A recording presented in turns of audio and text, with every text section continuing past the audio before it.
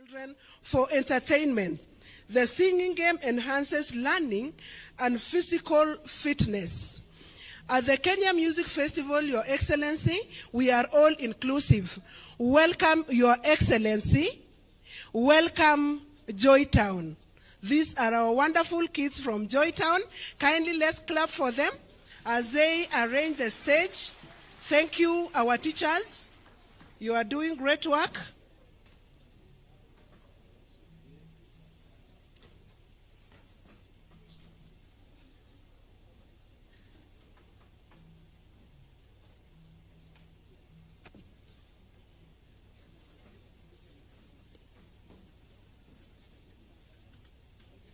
Thank you, Your Excellency, and welcome, Joytown.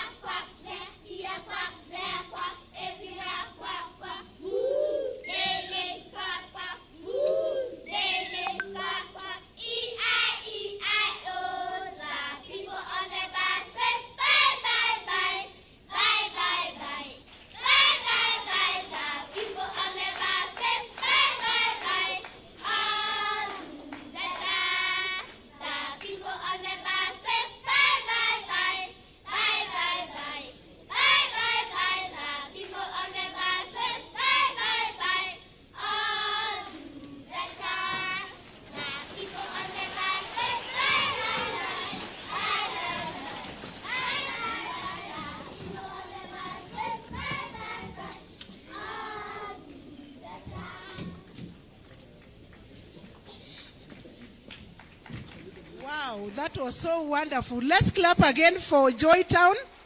Thank you, our wonderful teachers from Joytown. That is wonderful work. And we have seen the great talent from our children. Thank you, Joytown. Coming next on stage, Your Excellency, is Saint Bagita ECD from Machakos County, Eastern Region, with a special composition on the theme, Developing the Creative Economy Through Creativity and Imagination in Music and Elocution. The child is in the performance, the child is proud of his performance and creativity. And the child is also grateful for the teacher for nurturing the creative talent under the CBC. Welcome, St. Bakita School. Welcome, Your Excellency.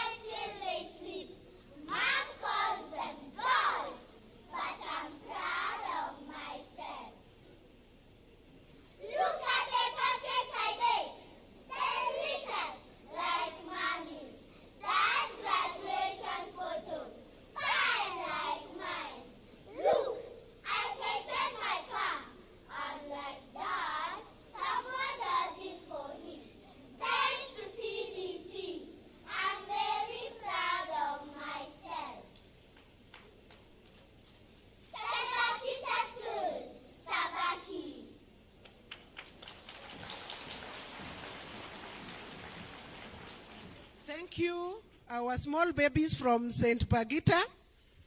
Let's clap for them once again.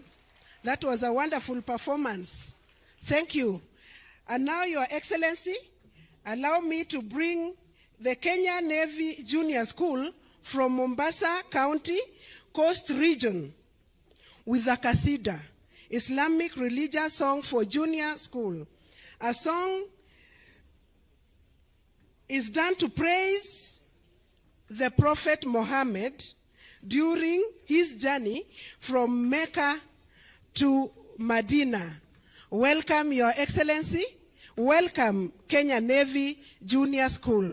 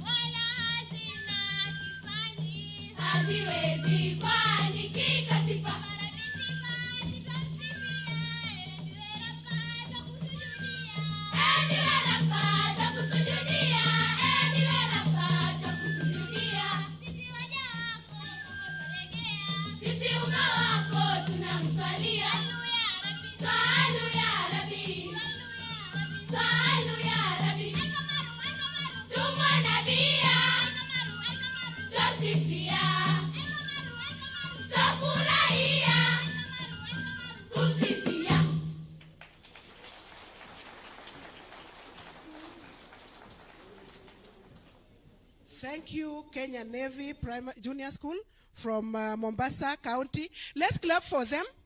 That was a wonderful performance. Coming next on stage, Your Excellency, is our KICD staff choir from Nairobi County, Nairobi region, with an adaptation and arrangement of pop tunes and melodies of Africa gospel music, titled Mkono wa Bwana by Sabron singers. The song exalts God's hands, which enable mankind to achieve all their desires. Welcome, Your Excellency. Welcome, KICD.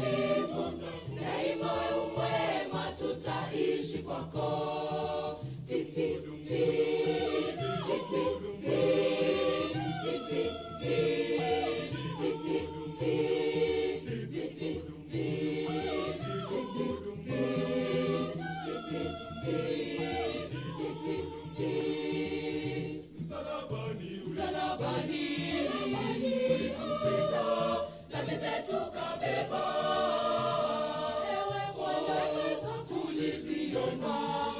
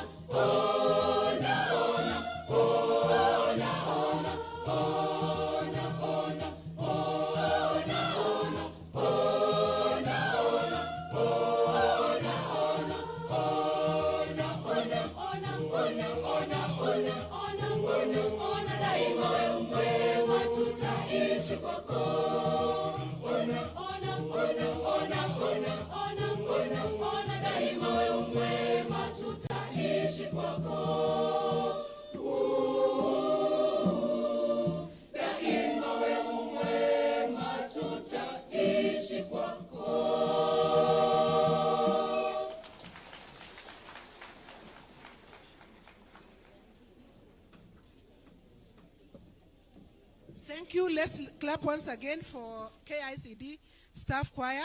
That was a wonderful performance.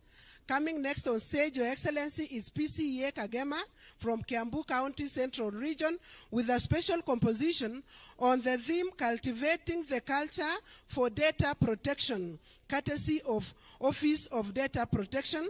This verse spells the importance of protecting data of minors and the general public. It is a right to have personal data protected. Welcome, PCEA Kagema. Welcome, Your Excellency. Our skilled principal has just issued a memo to the skilled fraternity. The 6-paragraph memo neatly start together, written in capital letters, in blocks. This memo is clean, crystal clean. This memo should be sung as a national anthem, school anthem. This memo should be read by all, teachers and students, patrons and matrons. This memo is a polite reminder for the need of privacy and safety of our data. Come, let's peruse this paragraph together. Come.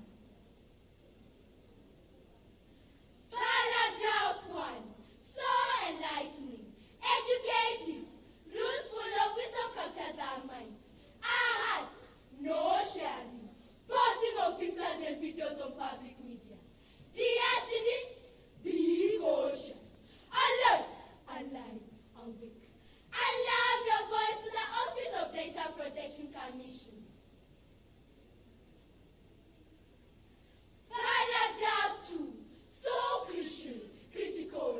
Our beloved parents, why expose our birthday pictures and videos on public media? Why?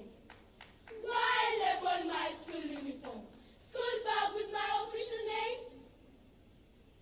You are online behavior apt.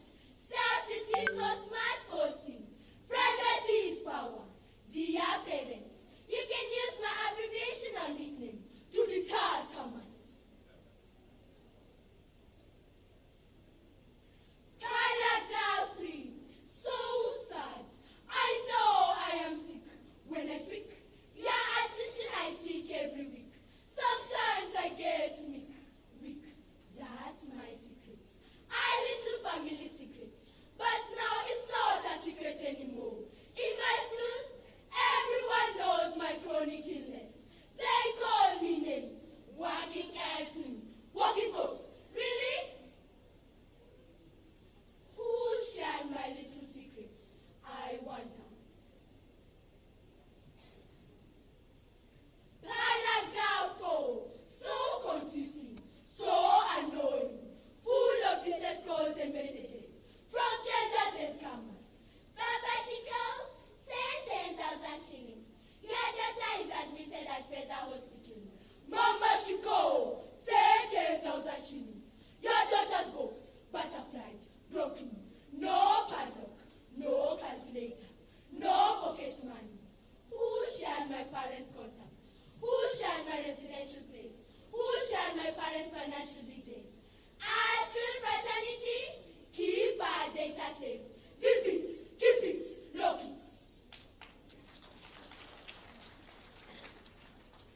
Paragraph 5.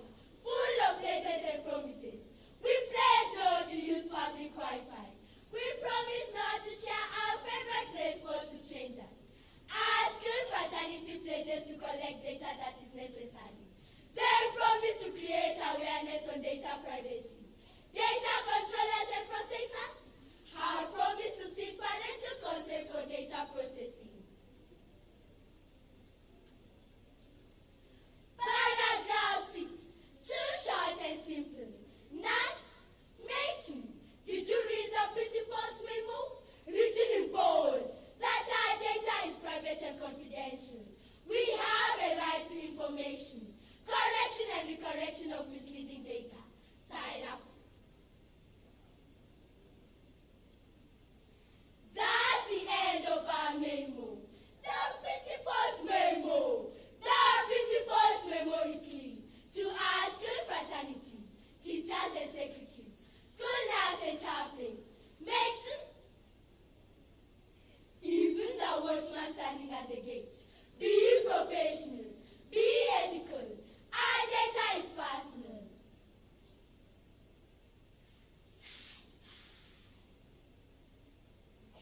The principal, Kagema, public comprehensive skill. Have a nice day. Thank you. Would you have a nice day? Have a nice day too, Kagema, our primary.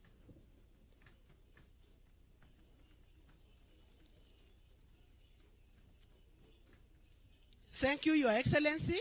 And now coming next on stage is Moses Kiptanui Primary from Wasingishu County, Rift Valley region, with a folk song from the Marakwet community titled Nyarwa, which translates to plenty of food. The song is sung by young women during harvesting. It encourages hard work and unity. Welcome, Your Excellency. Welcome, Moses Kiptanui. Ho! Ole yo! Ho!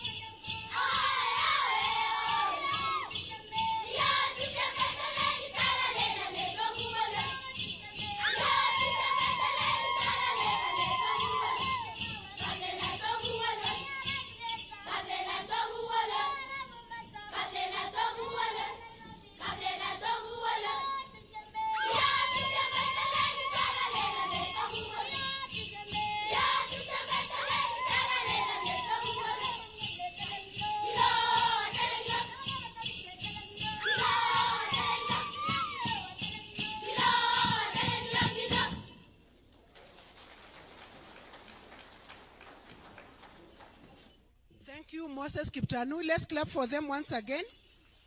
Thank you. We need to have plenty of food in our country. Coming next on stage, Your Excellency, is Dhaka Baricha School from Marsabit, Eastern Region. They are going to perform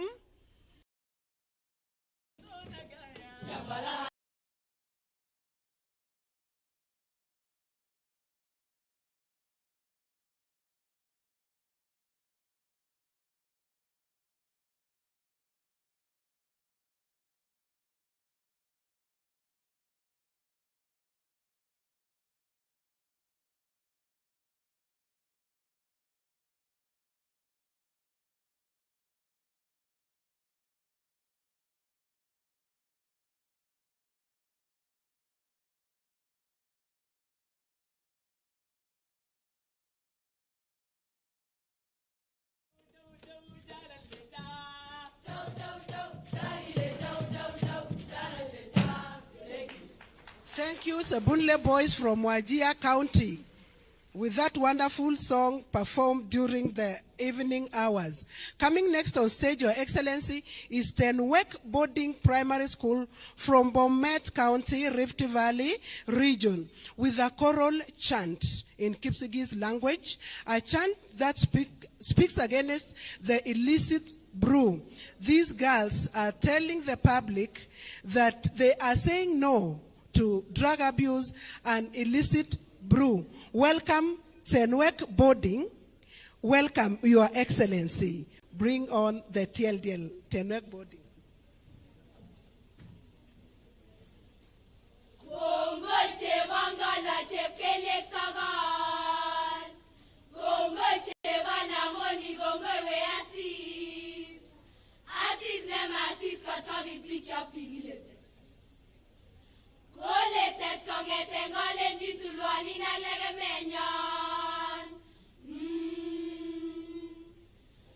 Oe bito mwa woga cho mwa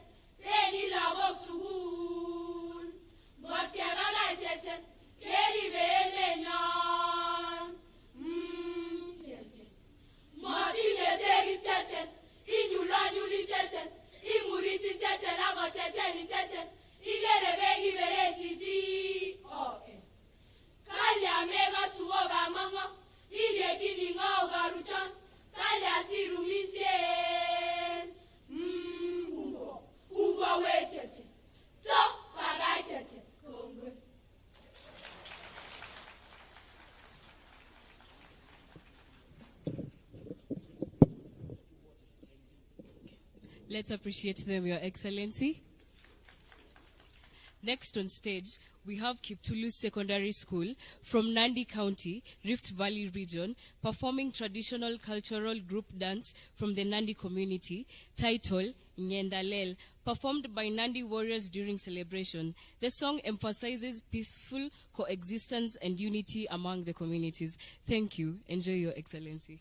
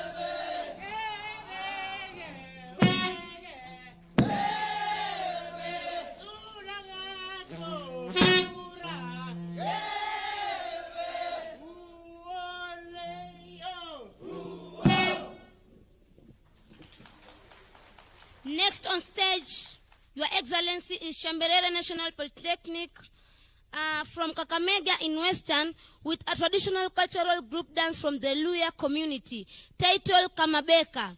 This is a folk dance performed by young and old men and women of the Bukusu community from Western Kenya during happy occasions.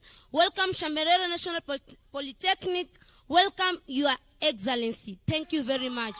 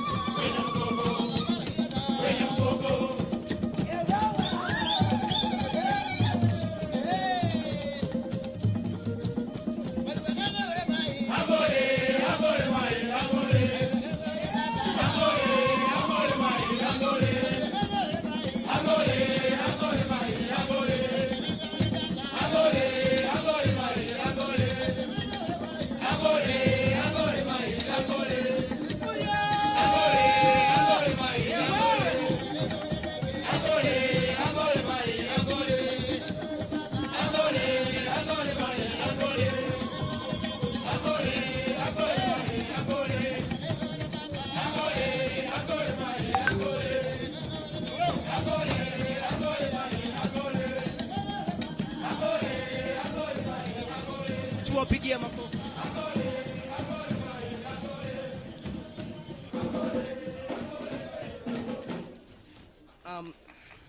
Your Excellency, that was Shamberere National Polytechnic. Next on stage is Kinyogori High School from Kiambu County in the Central Region. They are performing a folk song from the Kikuyu community. This dance is performed by Kikuyu elders during happy occasions. Welcome.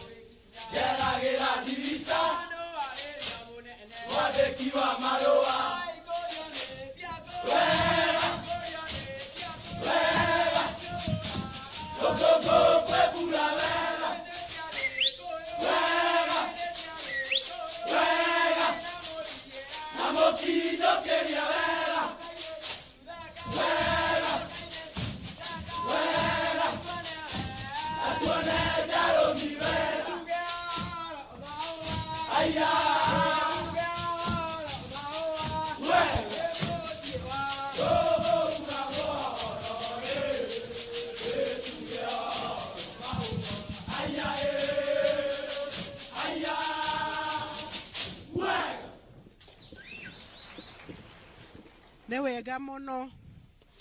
Coming next on stage, Your Excellency, is Jaramogi Oginga Odinga University of Science and Technology from Siaya County, Nyanza region, with own choice of sacred music. Sooner Will Be Done, an African-American song. The song provides hope to humanity that we shall all be home with God when we are all done with the troubles of this world. Welcome, Joust. Welcome, Your Excellency.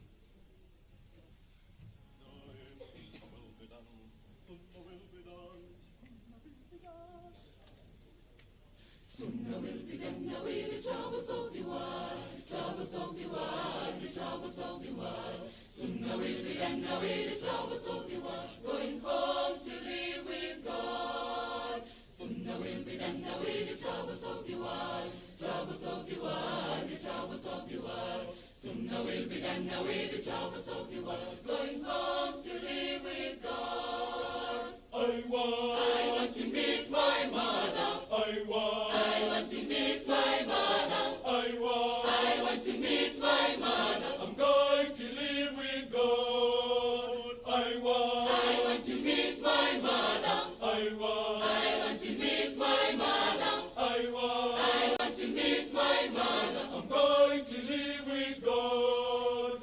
Sooner will be done away the troubles of the world, the troubles of the world, the troubles of the world. Sooner will be done away the troubles of the world, going home to live with God. Sooner will be done away the troubles of the world, the troubles of the world, the troubles of the world. Sooner will be done away the troubles of the world, going home to live with God. No more whipping and wailing. No more whipping and wailing. No more whipping and wailing. I'm going to live with God. No more whipping and wailing. No more whipping and wailing. No more whipping and wailing.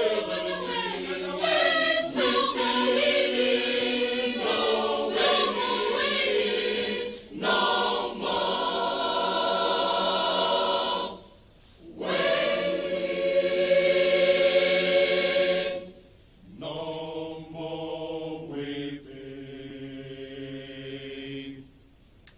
Sooner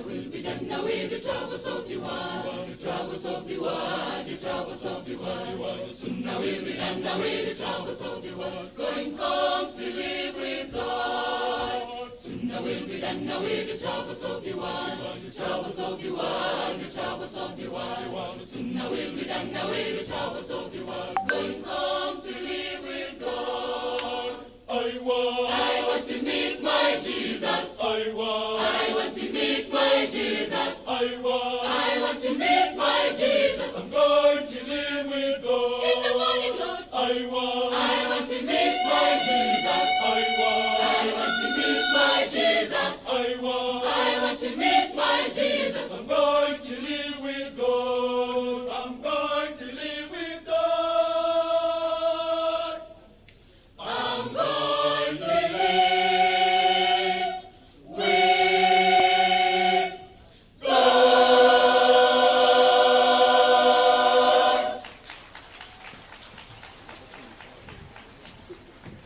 Wow, sooner will be done.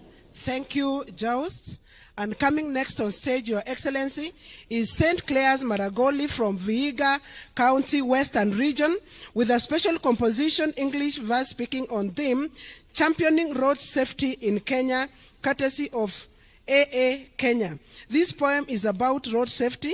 All Kenyan road users need to be aware that their lives are sacred and therefore accidents can be avoided through discipline while using our roads. Welcome, St. Clair's Maragoli. Welcome, Your Excellency. The new sheriff on the road by Lusa Muhajir. Enjoy our presentation. Hello, ladies and gentlemen. As AA Junior Club members, allow us some warnings. Warnings to those turning our roads into death traps, deadly ensnaring traps, and destroying property. For there is a new sheriff on the road. Be warned, the youth, the notorious youthful and energetic young ones, those calling themselves Generation X, Y, Generation Z, whichever generation, going to clubs, drinking nonsensical, trooping shopping malls, buying alcohol, guzzling and gargling down their throats like it were pure, harmless water. Then on our roads they swung like dangerous locusts, driving recklessly, ramming in rumble strips, hitting roadblocks, accidents they cause, swimming in rivers of blood. Is it a demon working from within, possessed by a destructive demon? From today, the sheriff is watching. Yes, from today be warned. A new sheriff is on the roads. I'll go blood test you will test. Your reeking breath must be kept away from our roads. For tired are we of youthful deaths. Deaths caused by careless, drunken, youthful brutes. Memories leading to permanent scars and amputations. To our new sheriff on the road, we implore, please swing into action. Smash all these ISIS. Heavy fines they pay, in cells they stay. Please allow us warn. Allow us warn passengers. Passengers who have refused to exercise their rights on matatus forced, patched together like sausages. Some forced to sit on empty space. Fathers sitting on their daughters. Mothers squeezing their sons for space. All in the name of finding Sambaza. Then the drivers zoom, the conductors gleaming, the vehicles moving at supersonic speed, carrying 24 instead of 11 passengers, and all crash and perish. Dear passengers, to you we speak. Why allow this to happen? Who will save us from ourselves? We warn you. There is a new sheriff on our roads. You refuse to report dangerous drivers and conductors? A fine. You refuse to make noise when driver is sleeping? A fine. You refuse to belt? A bigger fine. Maybe Mishiki will smile posthumously when this is done. Why accept to sit on Sambaza? Our dignity thrown to the winds. We act now or be prosecuted. The new sheriff on the road. That job is yours. Hello, everybody. Be warned, for we speak to all, even the men in blues, turned tax collectors, soiling our roads with bloody money. We hand them to our new sheriff on the road, for this madness is warrantless. To the reckless drivers, uncaring borders, overtaking even in blind spots, those thinking they own the roads, your days are numbered. Follow rules, or in jail you land. Simple rules that our new sheriff insists on. Rules about responsive driving. Observing speed limits as stipulated. Do not overspeed. For the pedestrians, look right, look left, look right again, then cross. Listen and observe. For safety begins with you and me. Yes, we have the sheriff on the road return sanity. Even with these speed guns and inches, always reminding us to slow down. Think about it. Why pay hefty fines for a silly mistake of overspeeding? Together we join, with a constant watch by our new sheriff on the road. For time is nigh. Time is ripe to remove deaths on our roads.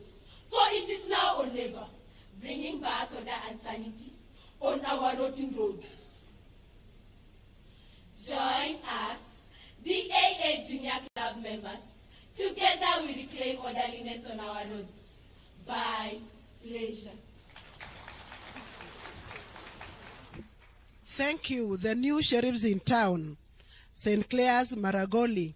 Coming next on stage, Your Excellency, is Kianyaga Boys High School from Kirinyaga County, Central Region, with Africa folk song with sacred text. The song highlights Bible story where Nicodemus went to visit Jesus at night to know what one can do to inherit the kingdom of heaven. Welcome, Your Excellency. Welcome, Kianyaga Boys.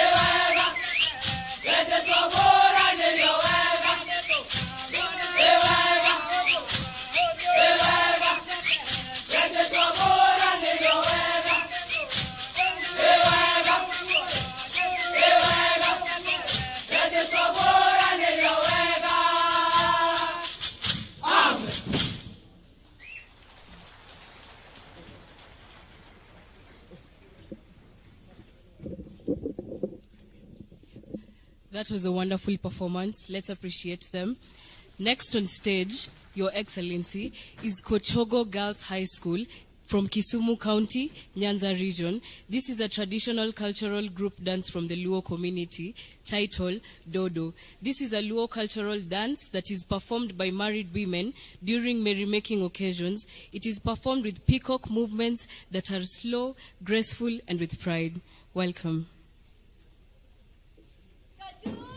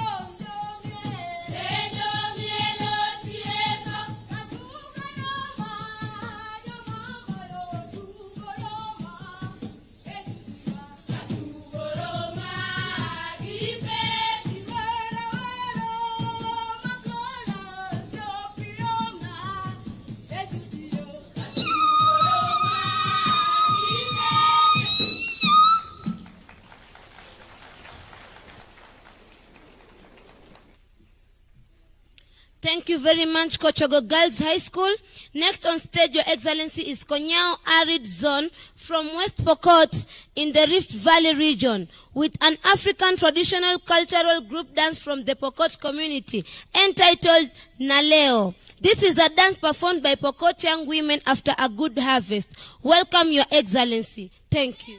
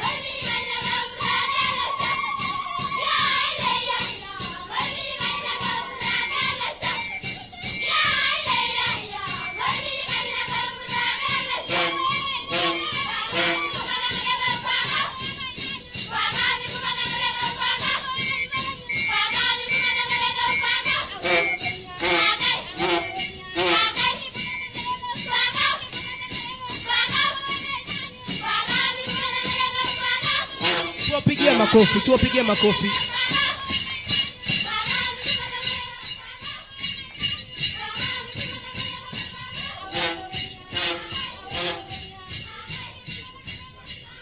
Your Excellency, the next on stage is Ngara Girls High School from Nairobi County in the Nairobi region. They are performing an English chorus speaking original composition entitled Behind the Adjudicator's Table. This poem is about the attention trainers go through while presenting their items before the adjudicators. Mr. President, you may consider for us, especially for the trainers, for the adjudicators to stop being very harsh to us. Thank you.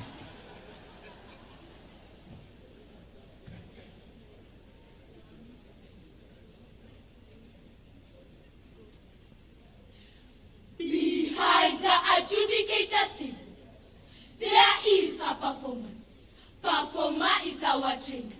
Msanii, our trainer, has pressure. Pressure of winning. He wants to win. Rumor has it. His competitors already performed. Msanii is sweating profusely. Behind the adjudicator's table, his panic has started. Parting with anxiety. Msanii is stressed. Behind the adjudicator's table, there is an item. Look, like a choir conductor dressed in a tuxedo. Who is adjudicated? Msanii visited an Italian ocean. In Mark and Spencer suits. He suits to win. He hardly dresses like this. Behind the adjudicator's table, there is an item. Painting images of win-win. Dear audience, winning is not easy. Anybody can lose, but losers don't care. As long as they participate, who cares? Not even their trainer. All they say, we are comrades facing on a road of perfection. Our trainer has pressure. He is right behind you, confusing us properly on proper gestures and patience. Behaving like Ikemefuna from Umofia village. Things are falling apart, just like in Things Fall Apart book. Our trainer is suffering.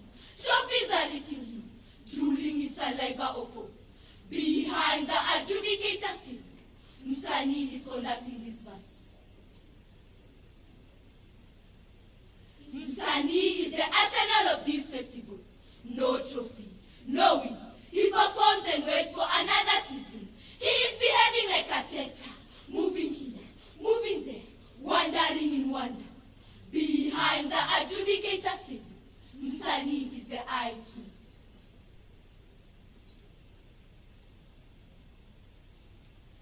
Last time Msanii won was 10 years ago. He is used to Butwa. In lower primary was I, perhaps performing a singing game. Behind the adjudicator's table, Msanii is the item.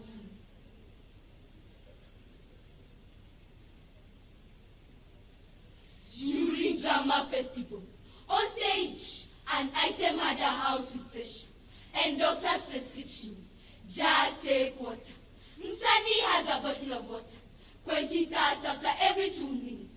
Behind the adjudicator's table, Msanii is the item.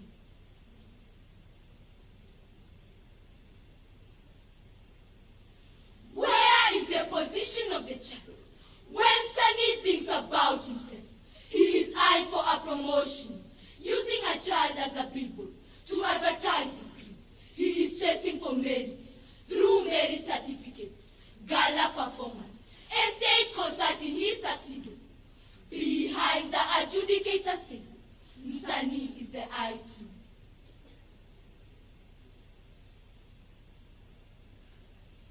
This panic is satanic, demonic demon, evil spirits planted in all trainers. It is a cult cultivated in them, especially in Msanii, our trainer. Behind the adjudicator's table, panic and pressure has fermented in our trainer. They are his immediate relatives. Behind the adjudicator's table, Msanii is the item.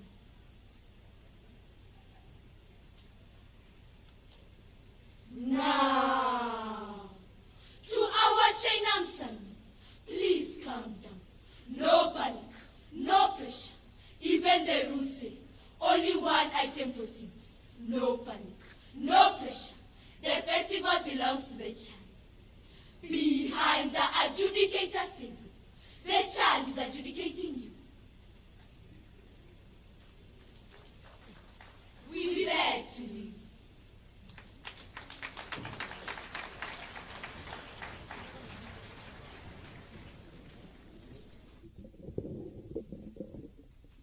Thank you, Ngara girls. Behind the adjudicators table, there is an item.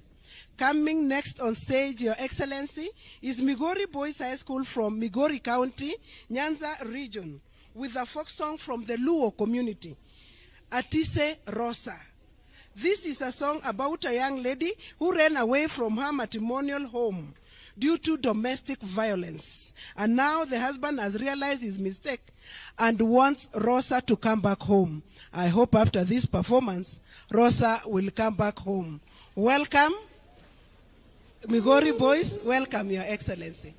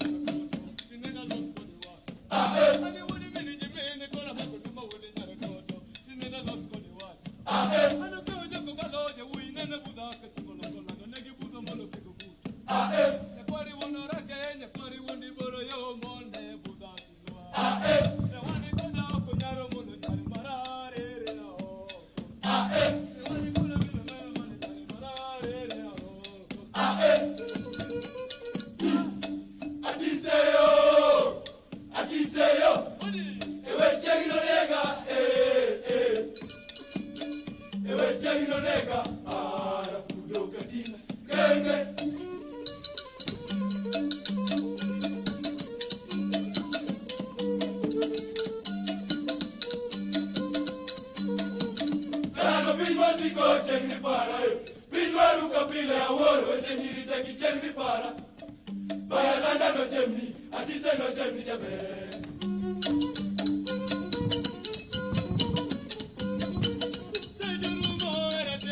Atise, atise, atise.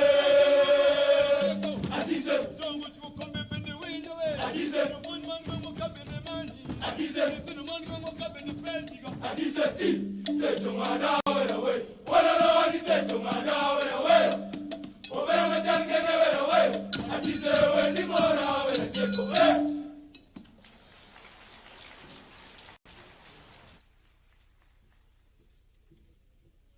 Jaber Rosa should come back.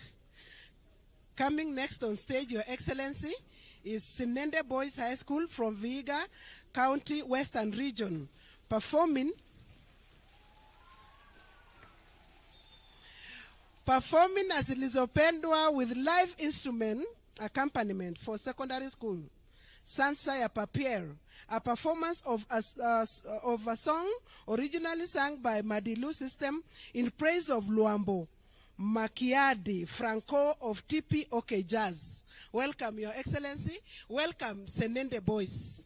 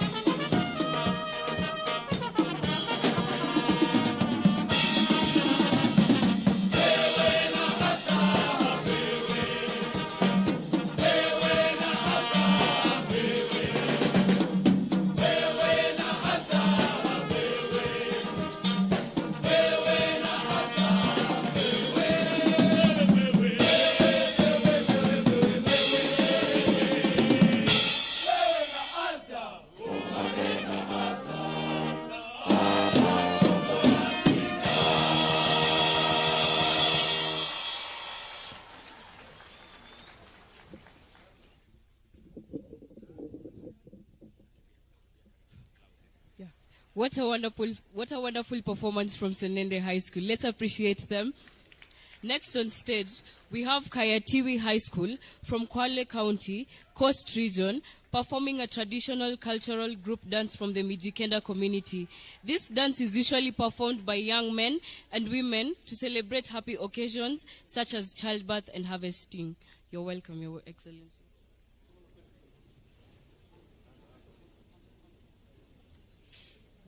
Ayo,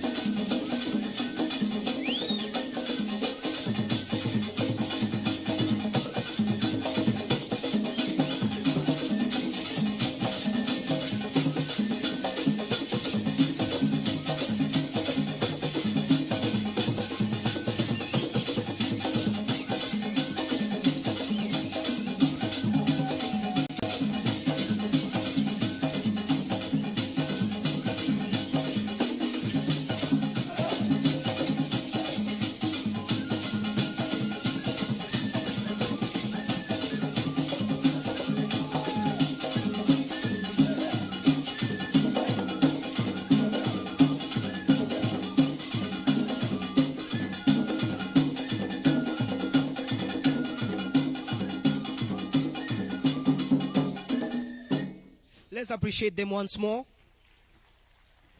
So, Our Excellency, next on stage we have Kakuma Mixed School from Turkana County in the Rift Valley region.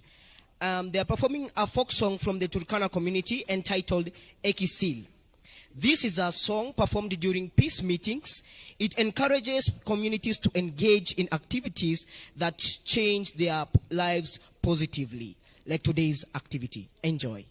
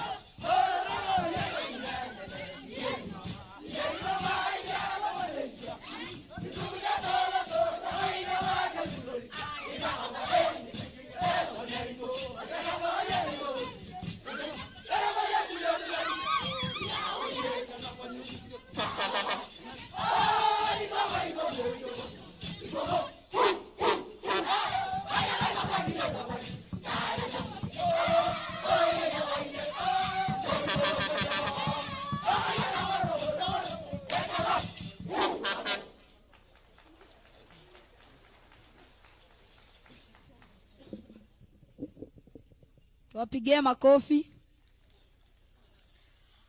Coming on stage, State House Girls High School, Your Excellency, from Nairobi, with KMF Pop Talent Show, titled Mwalimu Wangu, lead singer Novia Gloria.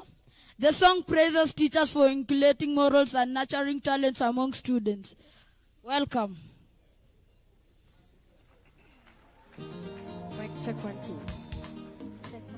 Mwalimu ni shujaa. Najivunia mwalimu wangu, namthamini mwalimu wangu, nafurahia mwalimu wangu, ni shujaa mwalimu wangu, ni shujaa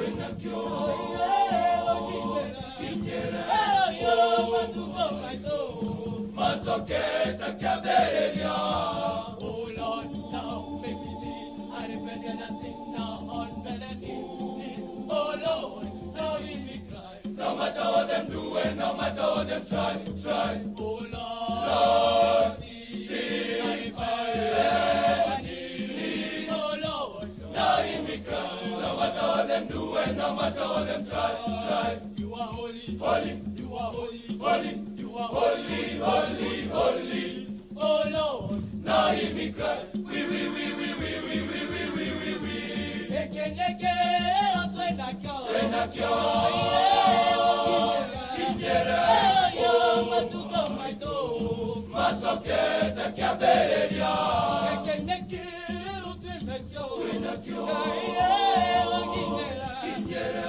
Yo, matuko maito. Masoketa kia bereria. Unyo kwa unyo, kanyaga kwa kanyaga.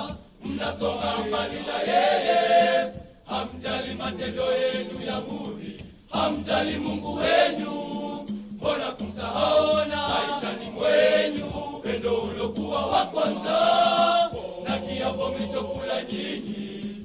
kiapo mlichokula nyinyi, maovu yenu, mawazo yenu. Na wasihi mgeuze sasa, na wasi kwa Mungu Baba. Ekeneke leo twenda kyo.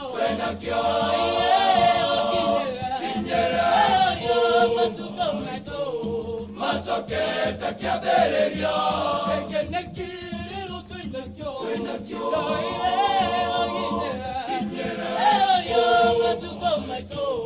Masoketa kia bereria. Masoketa kia bereria.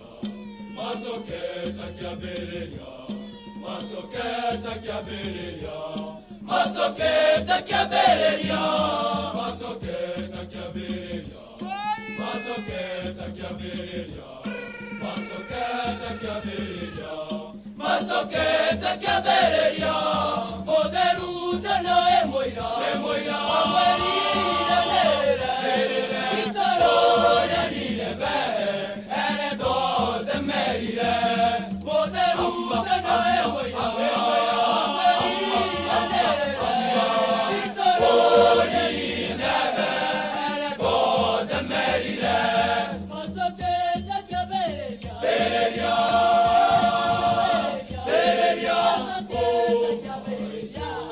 Masoketa kia bereria. Masoketa kia bereria. Bereria. Bereria. Masoketa kia bereria. Masoketa kia bereria. Masoketa kia bereria. Bereria. Bereria. Masoketa kia bereria.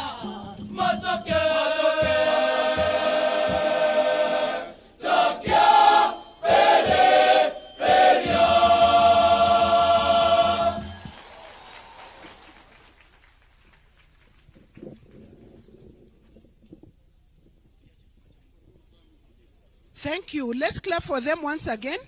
That was a wonderful performance. Coming next on stage, Your Excellency, is Kenyatta University from Nairobi Region, Nairobi County, with an adaptation and arrangement of secular pop tunes and melodies, Zinazo Vuma, from Kenya. We are going to have Mbe Mugasi, a popular Bukusu wedding song, Mbe Mugasi Wangoyo. Welcome, Your Excellency. Welcome, Kenyatta University.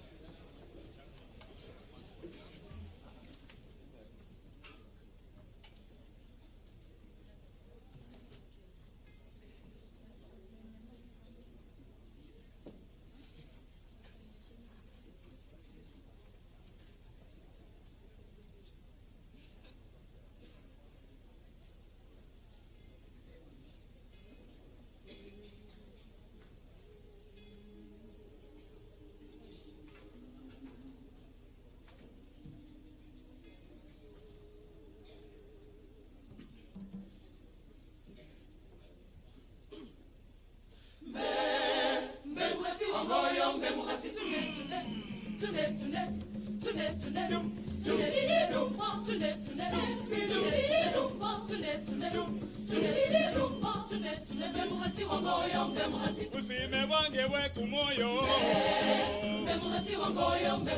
Sweetie we kumoyo kwange. Mai we babana wange.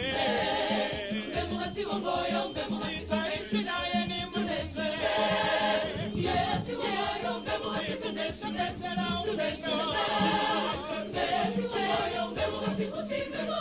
Kumoyo kwange. Itaishi naye ni mwenze.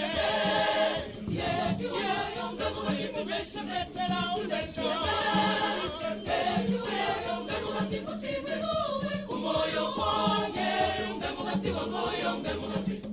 Bemukazi wangoyo. Bemukazi wangoyo usale mabana bemukazi. Bemukazi wangoyo. Bemukazi wangoyo usale mabana bemukazi. Eba pambo mukazi wangoyo. Bemukazi. Emai mukazi wangoyo. Bemukazi. Yeva sana reva koreva. Bemukazi. Yeva sana boya boya. Bemukazi. Mukazi wangoyo.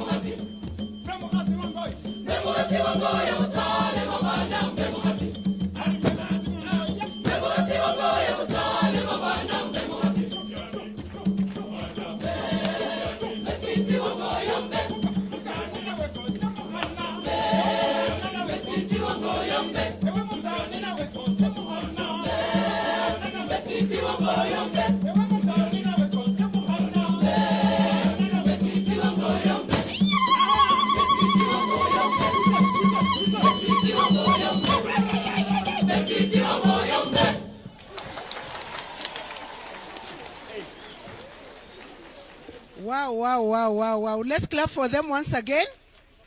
Kenyatta University with Mbemugasi. Thank you, Kenyatta University. Coming next on stage, Your Excellency, is Olulunga Boys High School from Narok County, Rift Valley region, with a traditional cultural group dance from the Maasai community. This is a Maasai cultural group performed by young Maasai Morans to to celebrate their success brought about by plenty of milk and increase in livestock. Welcome, Your Excellency. Welcome, Olulunga boys. Yeah.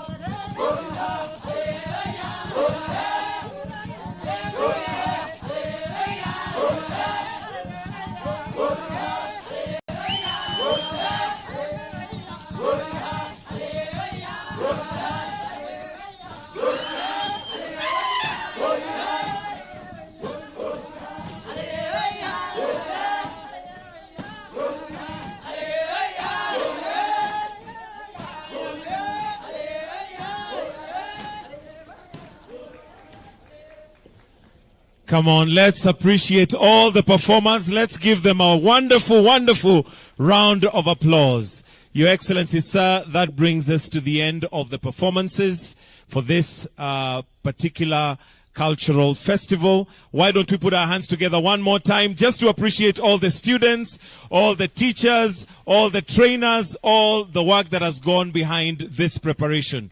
Your Excellency, sir, at this point, allow us now to transition to a few speeches, a few comments, and the first person to give their remarks, I'll invite the chairman of the Kenya Music Festival, Professor Frederick B.J.A. Ngala, to make some brief remarks. Why don't we put our hands together as we welcome the chairman of the Kenya Music Festival. Karibu.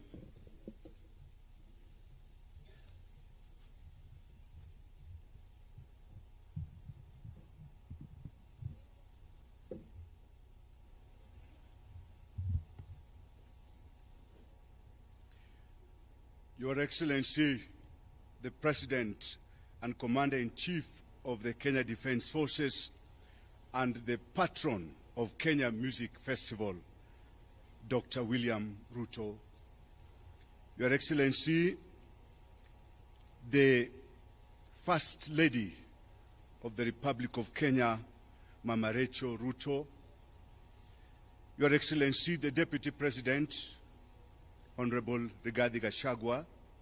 Your Excellency, the spouse of the Deputy President, Pastor Dr. Dorcas Rigathi, the Cabinet Secretary, the Governor, other Cabinet Secretaries here, allow me to ride on the protocols already established, Your Excellency, sir.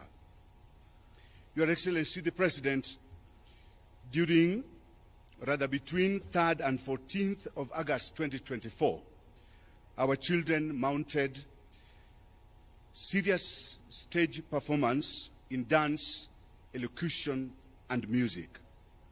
The standard of music festival during this year was recorded as an all-time high.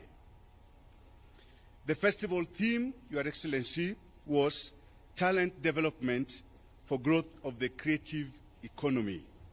This theme is in line with the bottom-up economic transformation agenda that considers creative industries a significant contributor to the national gross domestic product.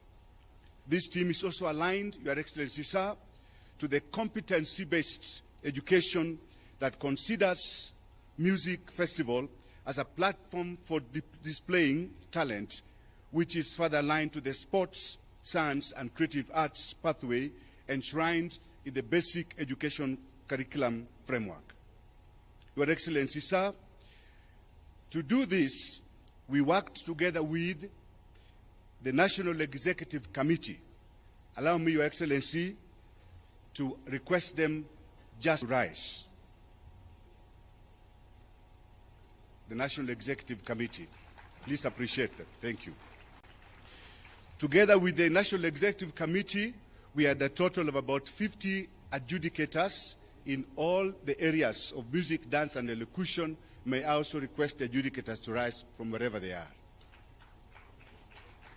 Thank you so much. In the interest of time, Your Excellency, I would like just to mention that during this time, we had a total of slightly over 145,000 students participate in this festival from all the regions, the 8 regions, 47 countries. It is interesting to note that during this time, we used a total of 3,200 buses, and there was a marked increase in the participation of the university students, Your Excellency, from 6 last year to 15 this year, Your Excellency.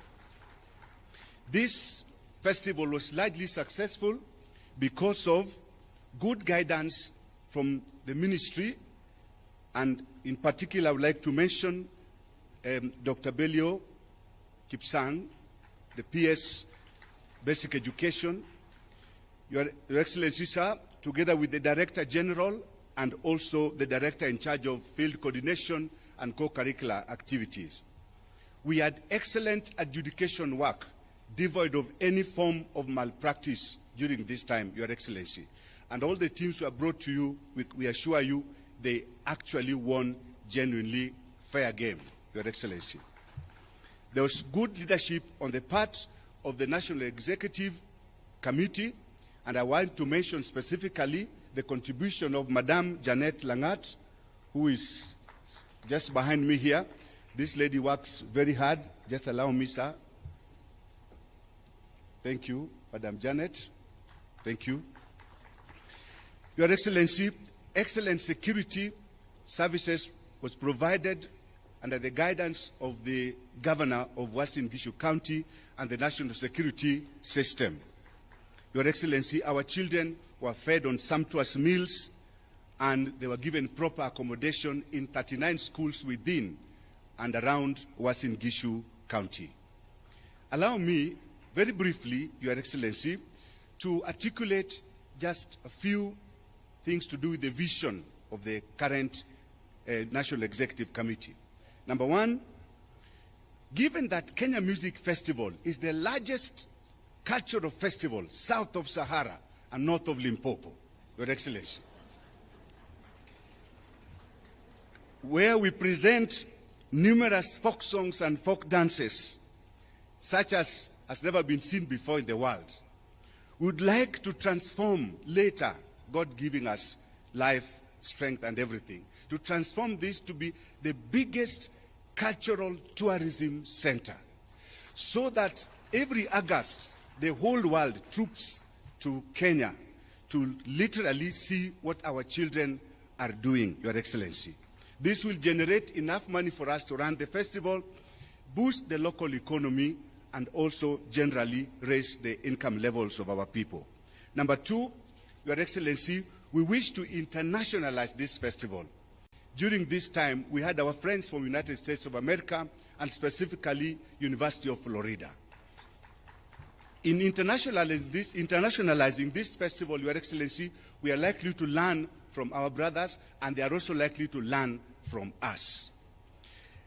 As our patron, Your Excellency, sir, we wish also to inform you that for the first time since 1927, we had a great conference that was running side by side with the festival. This enabled us to look at the various things that we practice in music, dance, and elocution. Your Excellency, for the first time again, we had an exhibition of traditional music instruments.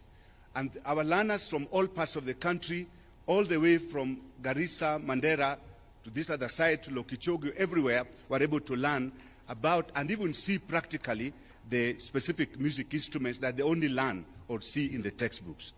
Your Excellency, this time round, we are continuing with the monetization of works of artistic expression. This directive came from you and was given to Kenya Music Festival and Kenya Institute of Curriculum Development. This process is going, Your Excellency, and we are glad that KICD is working with us to ensure that we monetize this. This will assist us, Your Excellency, to contribute towards the growth of the creative economy. A few more, Your Excellency. The proportion of music that is presented in this Kenya Music Festival, I'm talking specifically about African music, has been retained at an all-time high. Sir, we are saying that we are moving away, slowly by slowly, from emphasizing on Western music. We are trying to emphasize on African music, because then it is this African music that we can monetize, Your Excellency. This time round, Your Excellency, there were very many students who participated, students with special needs. You saw some of them here, Your Excellency. And we are encouraging this in the name of practicing and implementing the policy of inclusive education. Allow me, sir, as I wind up, to note that we had very, very important partners who assisted us to manage and run the festival effectively. First and foremost, the Sports, Arts and Social Development Fund, and I believe they are here with us. Your Excellency, sir, the Equity Group that also contributed quite a bit for the first time in this festival, and they have pledged further support for the festival. The Kenya Institute of Curriculum Development, and I note that the CEO is also with us, Your Excellency, and they supported us mightily, together with others, like the German Embassy and others, Your Excellency. This festival is good for the child. The child benefits every day. They learn from each other. We learn from teachers. We learn from adjudicators. Your Excellency, I want to pass gratitude to the PS who is in charge of this whole area, the Director General, the Director in charge of this, the Governor himself, and very important to us, His Excellency, the President of the Republic of Kenya, who is the patron of this festival. This I would like to mention because, sincerely, he is with us. He has found time to be with us today. He is supporting us.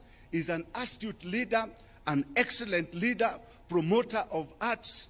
Your Excellency, sisi tunasema shukrani sana. I thank you most profusely, finally, for advising and leading us well. Like today, you have patiently listened to us. May God himself bless you abundantly. Thank you, sir.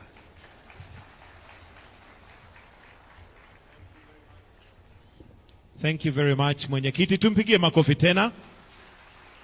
Na kwa ruhusa yako Mheshimiwa Rais, sasa naomba nimkaribishe Waziri wa Elimu Mr. Julius Migo Ogamba patiane hotuba yake, alafu akimaliza amwalike naibu wa rais. Tumpigie makofi tafadhali akija. Karibu sana.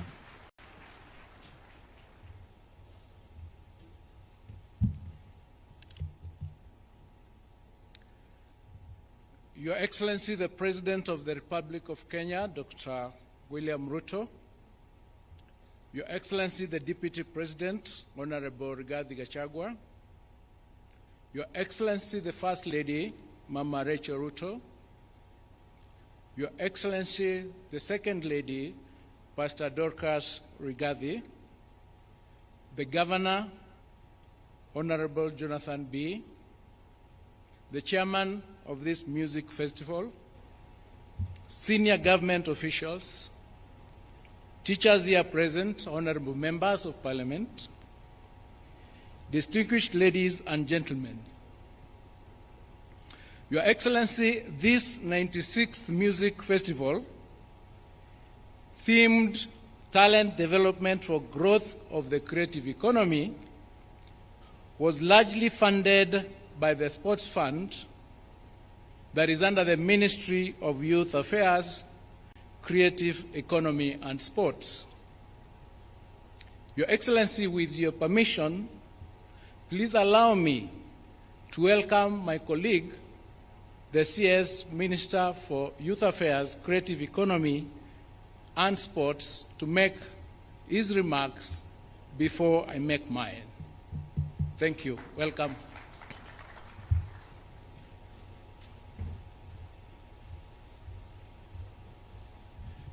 Your Excellency, President William Ruto, Your Excellency, the First Lady, Your Excellency, the Deputy President, Your Excellency, Mama Dorcas, distinguished guests, ladies and gentlemen, good afternoon. This afternoon, we are very privileged to be here as the Ministry of Youth, Creative Economy and Sports, being an integral partner of this very important music festival. Your Excellency, the theme of this festival goes together with our pursuit for creative economy, organizing creative economy for purpose of monetization and what we promise the people of Kenya for Pesa Mfukoni. Your Excellency, what we saw here makes me extremely happy and takes me back, my memories back to my high school days when I participated in such an event. And Your Excellency, it really imprints in your mind and it develops young people.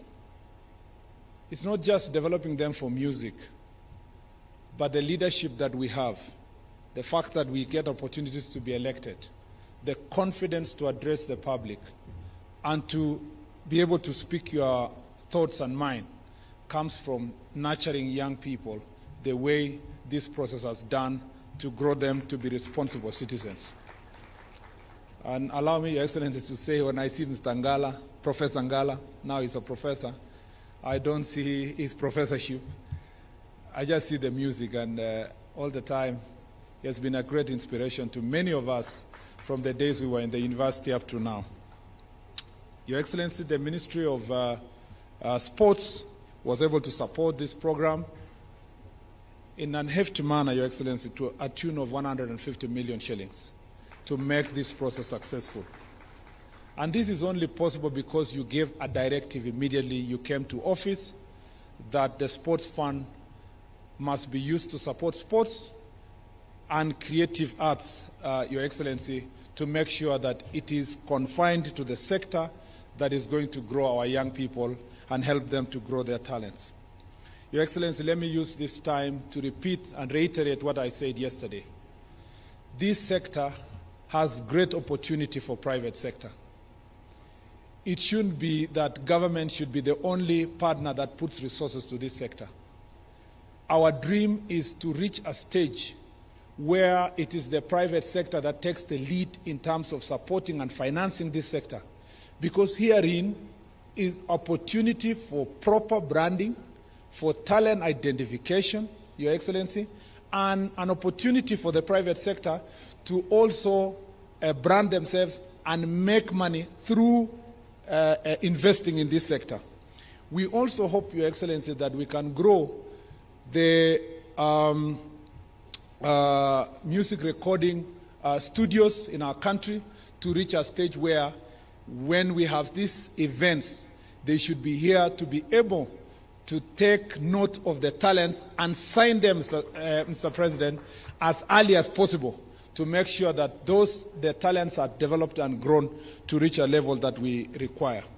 To do so, under the Talanta Hela program, Your Excellency, for monetization of talent, according to our bottom-up economic transformation agenda, we have a plan in the ministry, Your Excellency, to roll out a program called Who is Next?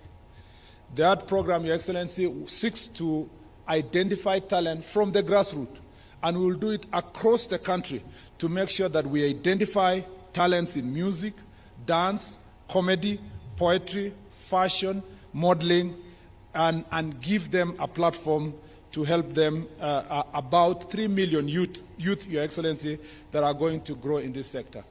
In the Department of Youth, we have a program that we work together with our development partners, especially the World Bank, with the support of the World Bank, Your Excellency, known as the National Youth Opportunities towards Advancement, Your Excellency, called Nyota program, whose objective is to reach out to young people to make sure that we support them with resources that they can monetize their talent. We will be rolling out this program in every ward, in the 1,450 wards across the country, and we will make sure that we support talent. And we want to request the youth of Kenya to now organize themselves in a manner that we can be able to finance and support these talents. Your Excellency, we are also organizing this sector by making sure that we have a proper legal framework. And that legal framework includes, Your Excellency, the Creative Economy Bill and Creative Economy Policy.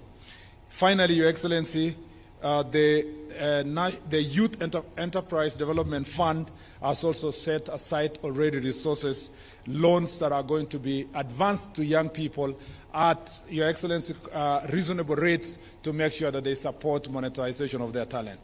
We request that those who have been charged with the responsibility, especially collective management organizations that are managing resources that are collected from our creative industry, especially the music sector, that, Your Excellency, they must be prudent in terms of transferring the resources to the musicians themselves. In the past, we've realized that resources up to 70–80% is retained as overheads, as payments to these organizations for administration, and then very little resources, and sometimes none, go back to the musicians that are the ones who have created this sector. Your Excellency, we are going to organize this sector. We put them on notice. I'm very happy with what is already being done by the Department of Arts in the Ministry of Gender. And Your Excellency, we are going to collaborate together to make sure that this sector is organized for purpose of monetization of talent. As this is my first week in this ministry, I'm extremely excited, Your Excellency, to be working with young people, the people I love, the people I like to mentor. As a former university teacher, I am extremely excited when I see young people in this space doing what they do here, and I can't wait to interact with them more to make sure that we mentor them to be the right citizens who are actually going to grow with their country instead of, Mr. President, kuanguka na their inchi. Thank you, Mr. President. Asante sana.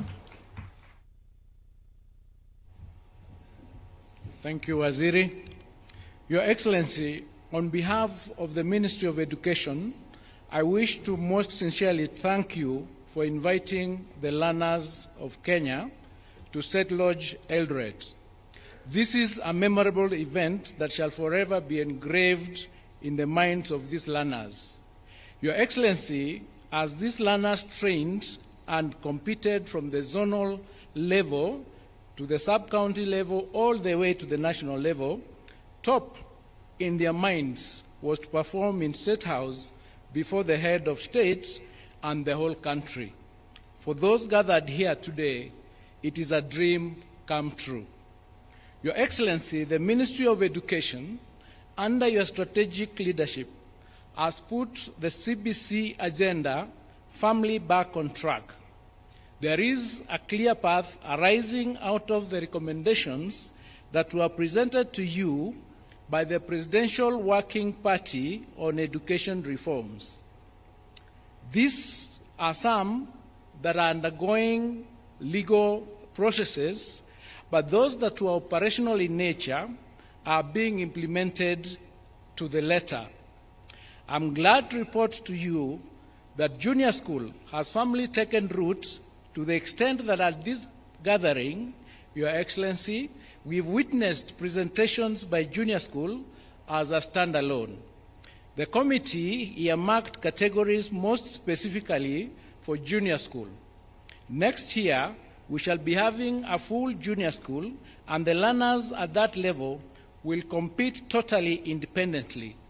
This category of learners will be lucky since some will be charting the sports science and performing arts pathway, which is a direct product of the CBC. Your Excellency, sir, over the last 9 days, we had a total of 145,800 participants, broken down as follows. The preschool participants were 12,354. The primary school were 29,876. Junior school were 22,876. Secondary school were 43,256. The teacher training colleges were 13,965. TVETs came in at 8,987. Universities at 3,809, making a total of over 145,800.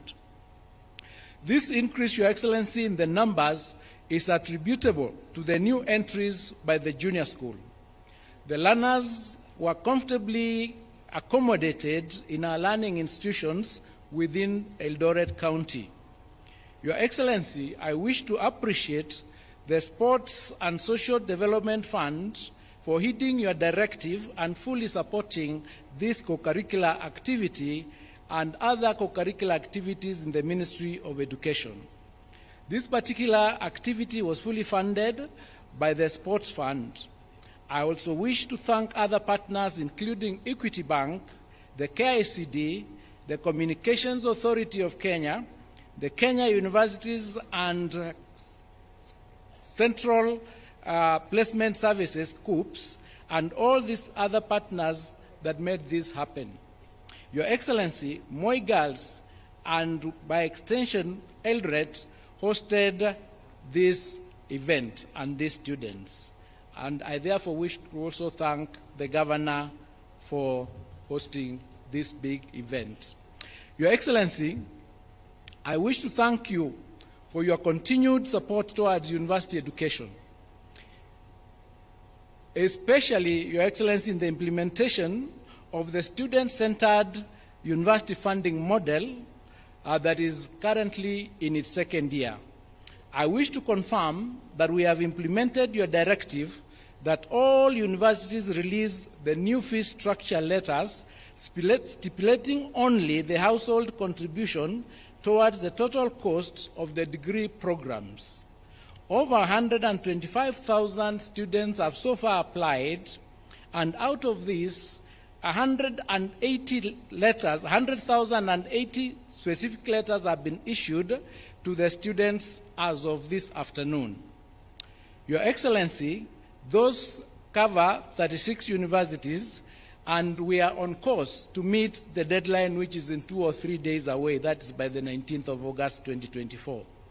Your Excellency, those who may have challenges with the band that they've been placed in has been provided a portal where they can put in their appeal, and our teams will deal with those concerns and respond to them as appropriate. Your Excellency, I take this opportunity now to congratulate all the performers and the winners, and also the people of Eldoret for gaining the city status yesterday. I thank you all, and God bless you, and God bless Kenya. Thank you. May I take this opportunity now to invite His Excellency Honorable Rigathi Gachagua to make his remarks.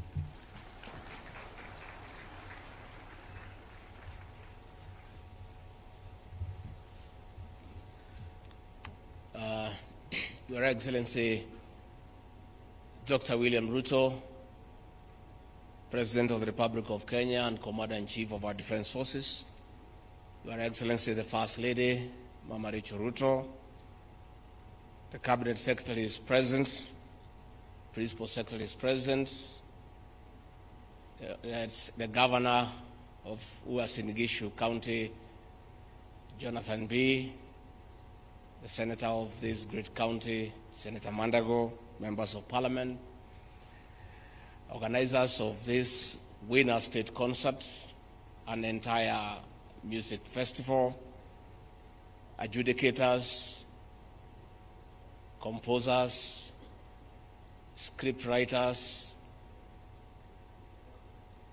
and the creative artists in this hall. Good afternoon. God is good, and all the time. Nisalimieni kwa hewa. Bwana Yesu asifiwe. Your Excellency, before I say one or two things, then I invite you to address this concert. Let me take this opportunity first to acknowledge the leaders present here, because it's important that the participants know that the leadership of this country is here to witness the performances that have been exhibited here. Of course, we have the CS for Education, Julius Ogamba, mpigie makofi.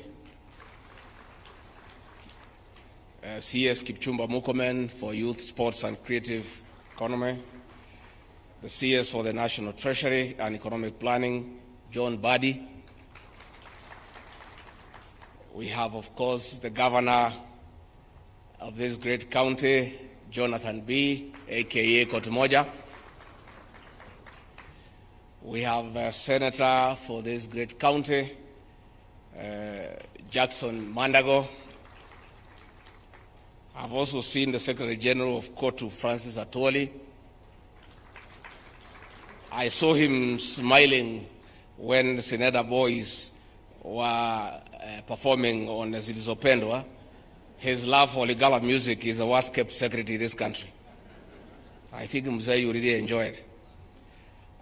We have PS's present, the PS for Immigration, Julius Bitok, Pigieni Makofi, the PS for Sports, Peter Tom, pigeni makofi.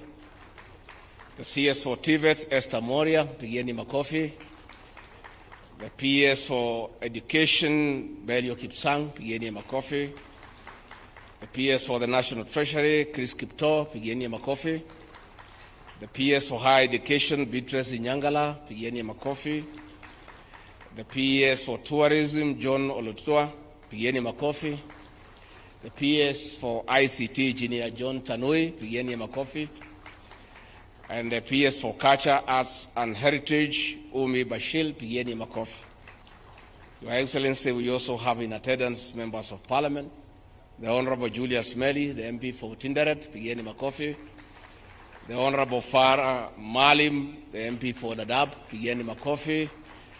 The MP for Dagoretti South, John Kiarie, pigeni makofi.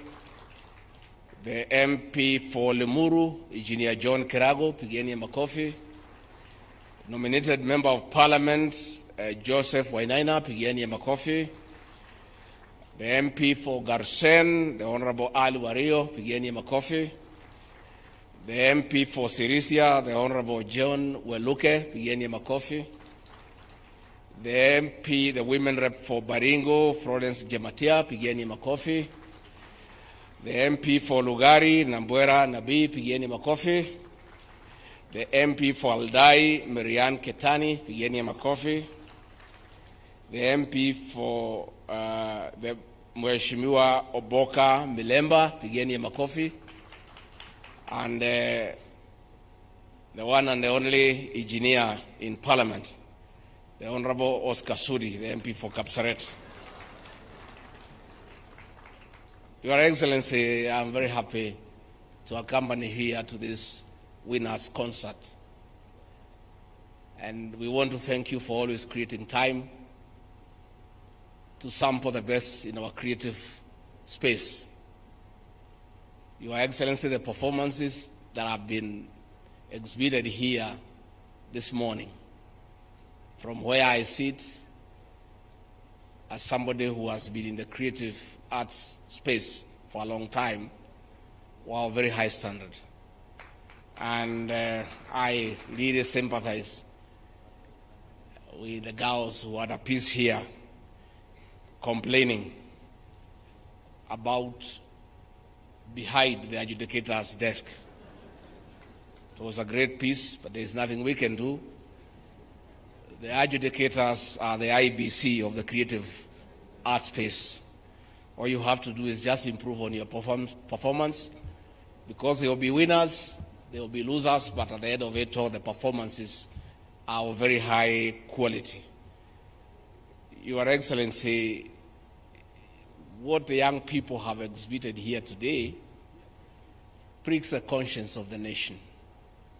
Our young people are able to talk to us in a very strong manner. And I reflect back, there was a debate in the 80s about creative arts. There was a school of thought by Professor Chris Wenjala arguing that work of art is content. And another school of art, another school of thought by Professor Henry Dangasi arguing that work of art is form. The argument was, according to those who agreed that the work of art is content, is that it is a story. Work of art is a story. The other group was arguing, is really not a story, is how you tell the story. So as I sat here today, that debate is still there. Is it the story or how you tell the story? Which is which? Is it the story or how you tell the story? I belong to that school of thought. That is how you tell the story. The story is good and is always there, but how do you tell it? When 10-week boarding presented a chorus here in Kipsigis language that I don't understand, but from the body language, from the visual expression, I could see the anger and the indignation those girls heard about the danger of illicit brews in our country. But that story is always there. But they told it in a different manner. When I looked at St. Clair, Maragori, about road safety, challenging passengers not to board an overloaded vehicle, that story is always told by the police. But the girls have told it differently. So let us invest in how we tell the story. Your Excellency, when you saw in your cabinet, you did admit that our administration has had a challenge in how we communicate our achievements. We've done a lot. We've got good stories. Sometimes we don't tell the story, and when we tell those stories, we don't tell them well. Let us invest on how to tell the story. The university financing model is a masterpiece. It's such an intervention in our education system on how we finance it. But that story has not been told, and where it has been told, it has not been told well. Let us tell that story appropriately so that the beneficiaries can know that we have got a good financing model. So, Your Excellency, I want to say I'm very happy. Last year, we were with you in Nakuru. When I went home, after seeing the performances, I was very calm and slept very well. And my wife asked what had happened that I slept so well. I told her I was in a beautiful state concert. And she said, next year, I want to come with you so that I can also sleep well. So I asked her to come along today. And of course, I was very happy to see Kenyaga Boys, where I was for 6 years. And I was in the creative space, learning how to tell a story and tell it well. So I want to say congratulations to the performers. Continue telling the story, continue impacting on society through the creative space. And I want to thank Kipchumba Murkomen, the way you have explained. Let us invest more in our young people so that they can help us instill values in our society. They can help us communicate difficult messages in a light manner, in a manner that is not only educative, but also entertaining.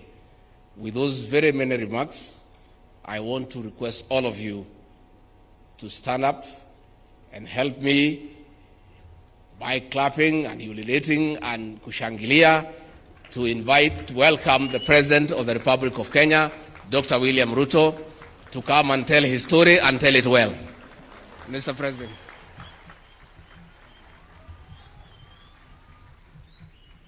Thank you very much. Please, let's take our seats. Asanteni sana.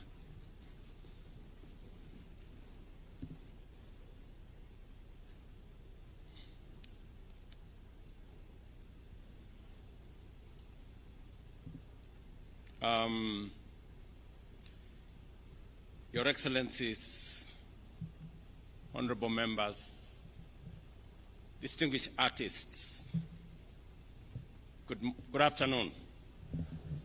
I'm Jambo.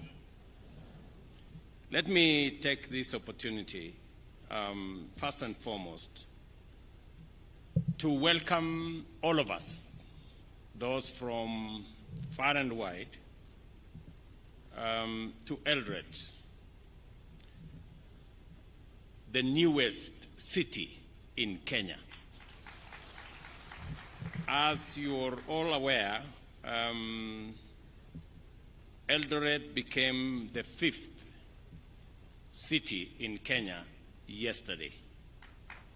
And this celebration today, this Winners State Concert, is taking place at a moment and at a time when Eldoret has just become a city. Yesterday, I also had the occasion to receive our great ambassadors, our sportsmen and women who had participated in the Olympics in Paris. And we were very, very proud of their performance. They did exceptionally well. I still want to ask all of us to give them a round of applause. Today, we have seen the champions of our music in the creative industry space. To all of you who participated, those of you who have won, let me congratulate you on my own behalf and on many friends and the people of Kenya for making us proud with your performance. And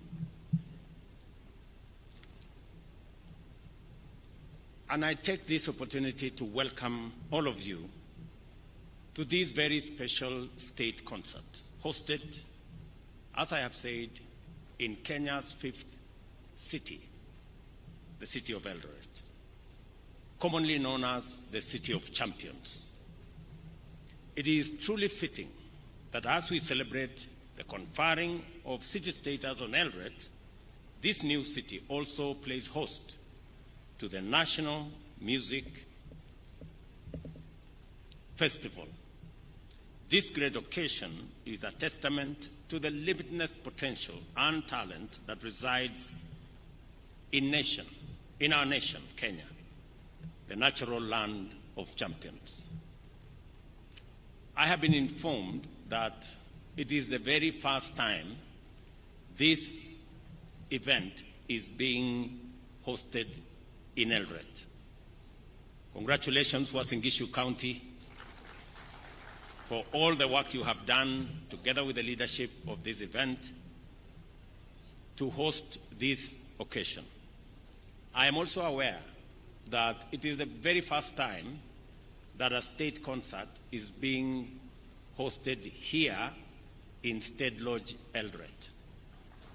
Again, let me welcome all of you here.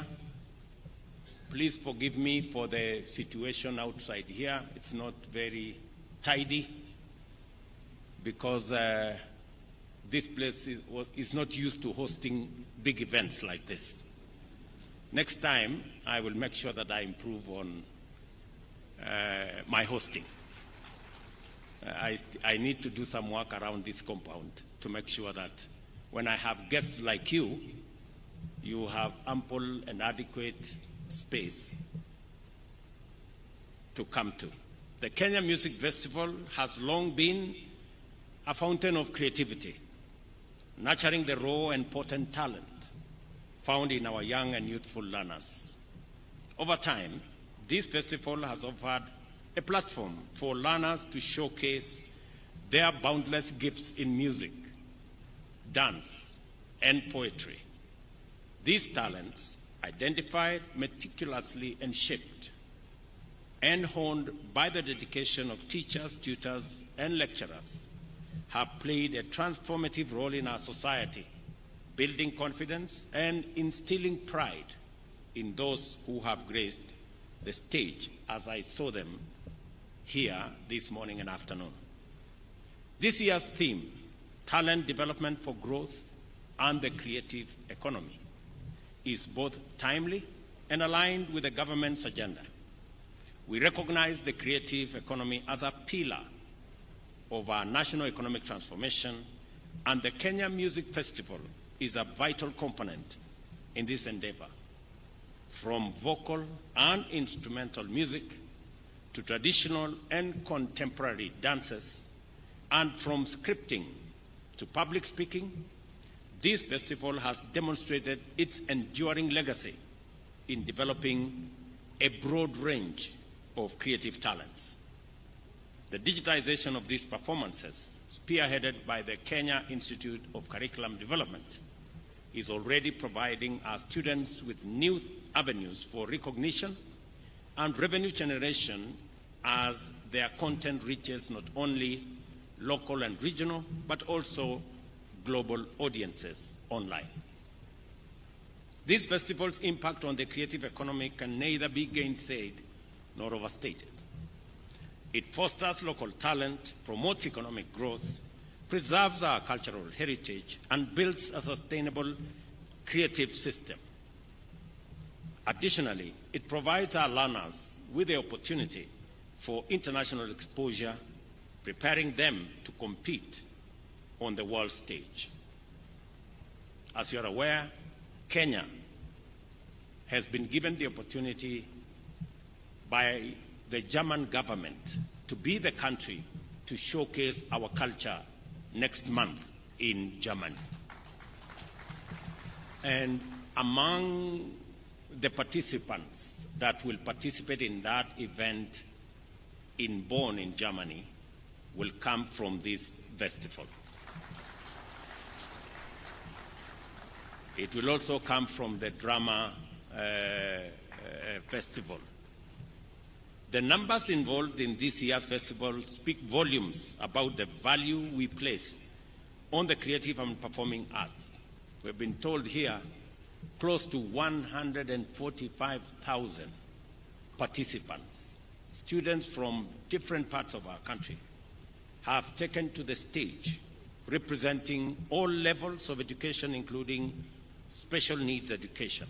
And we saw the children here from Joyland Thika, and they did a fantastic job.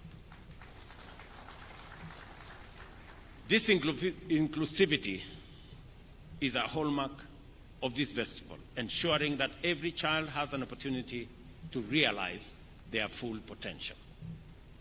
To further support the aspirations outlined in this year's theme, the festival has introduced categories that directly link participants to the performing art industry. Notably among these is the Pop Talent Show, which provides a space for students to compose and produce their own music using modern technology. With this and the experience around it, our students are positioned to become composers, performers, and recording artists, attributing and contributing to Kenya's vibrant music industry. The festival also plays a crucial role in preserving our cultural heritage through the performance of traditional dances. We must promote these classes and document these dances to ensure they are preserved for current and future generations. This year, we witnessed the first national conference in music held alongside the competitions, as was ably explained by Professor Ngala. We must position Kenya as a cultural and music tourism hub, both at the county and national level. I also extend a warm welcome to guest teams from other countries who joined us this year, and I hope to see more international participation in the future. The success of this festival would not be possible without the support of our partners. Your contribution, collaboration allows us to realize the government mission of educating and creating a better world together for the future. On the financing of Kenya Music Festival activities, I urge the leadership to propose sustainable measures and form stronger partnerships with the private sector. The festival must find alternative sources of income to ensure its sustainability and continued success. I have heard what both ministers have said about this, about the plans they have on how to make this sustainable, how to bring on board the private sector, how to expand the sponsors, how to create opportunities for advertising, for talent identification, for the whole space around the creative economy. And I am looking forward to an ecosystem that is going to fund itself as we go into the future. And we will be deliberate on making sure that that becomes the case. Ladies and gentlemen, the creative arts, music, dance, and elocution are not only sources of immense national pride, but also of gainful employment. These industries support jobs in sound engineering, event management, costume design, and more. The government of Kenya has made several initiatives to support these sectors, including strengthening copyright laws to protect artists' intellectual property and ensure they receive their fair compensation for their work. I'm very happy that the Minister for Youth and Creative Economy has said that more money will be going to the artists and less to the agencies. It is my position and direction that 80% of those resources should go to the artists. At the moment, as less as 20% gets to the artists. Royalties is not money for running offices. It is not money for paying for fuel for cars. It is not money for paying salaries. Royalty is money for artists. And it must be the case. So going forward, the copyright space, the whole creative industry management must now focus on ensuring that 80% of the money raised as royalties in this sector get to the artists. Those are my instructions, Waziri. You know what to do from there. We are also working with county governments to establish and maintain cultural centers and performance venues, providing artists with the facilities they need to thrive. This is another space that I would want us to work together around to see that we build the necessary infrastructure to support the creative and art space. The performance we have witnessed here today are a testament to the dedication and hard work of our teachers, trainers, and students. The education and entertainment value of this production is immense, and I have been thoroughly impressed by what I have seen.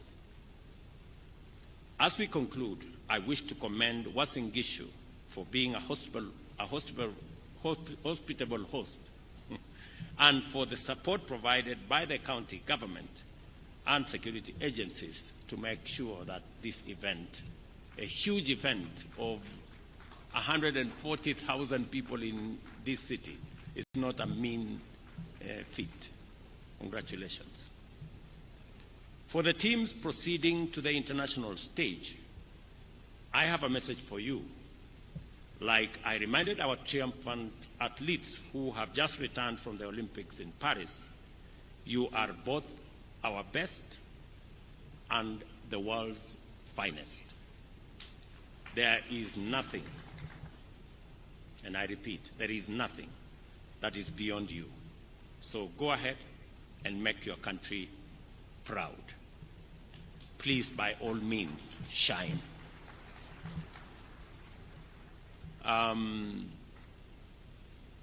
This is a very important space for us because it speaks to our children. And I know this cannot happen without teachers. The teaching fraternity make huge sacrifices and a huge contribution to make sure these events are held. To all our teachers, trainers, and artists in that space, my congratulations for doing a wonderful job. I remember last year I made a commitment that we are going to identify teachers in this co-curriculum space and promote them for what they are doing. I am happy that the directive I gave to the Ministry of Education has been implemented, and 407 teachers who are in the co-curriculum space were promoted last year. I also want to say that we will continue to recognize teachers who are operating in this space. and also give them national awards. Last year, I gave 17 teachers in the co-curriculum space national awards, recognizing their contribution to the progress of our nation. We will continue to identify, we will continue to work with you to make sure that we continuously promote this space. Let me also say that as the Minister for Education and the Deputy President have said, we have now concluded sending letters for the new students who had earlier been sent letters that did not have sufficient clarity. That in the next 2 days we will conclude that process so that every parent knows what it is that they need to contribute as the government shoulders the bigger part of our university education and TVET education. Between 90% and 60% is taken care of by the government of Kenya. So depending on the different categories of parents, you either contribute 10% or 20% or 30% at most. So this is the space we are in. We have also agreed that Treasury, TSC, and the teaching fraternity sit together and look at the possibilities of ensuring that we implement our commitment as government so that we avoid unnecessary industrial action in that space and avoid interruptions in our institutions of learning.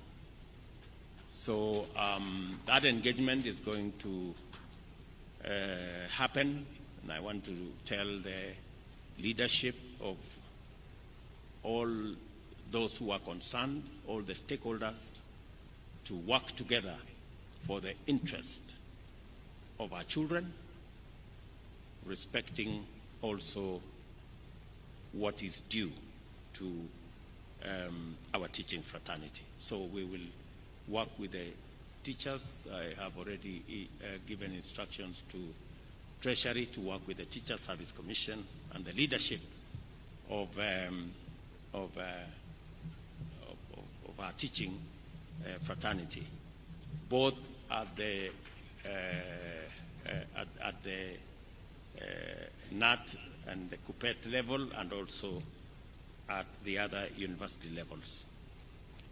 So it is our intention to make sure that we keep our education space in good shape, because education is the greatest equalizer, and we need to make sure that every child has access to quality learning. And we will continue to do that for the sake of our country. Otherwise, I am very happy this afternoon to participate in this great concert. I wish all of you well. As you go back home, please carry our greetings with you to your parents and to your schools and to every part of Kenya that you've come from. I am very happy to see people here from Kwale, from Turkana, from down in Migori, and all the rest of the place that you have come to this city. Maybe the next time the counties should be offering to host and consider footing some of the bills for the going into the future, because we have brought a lot of business into your town. Imagine we have 3,000 buses in this town, and we have all manner of people sleeping here. So we have close to thousands of people we have brought into this town, and they will be paying in your hotels. They'll be sleeping everywhere. So it's a good show.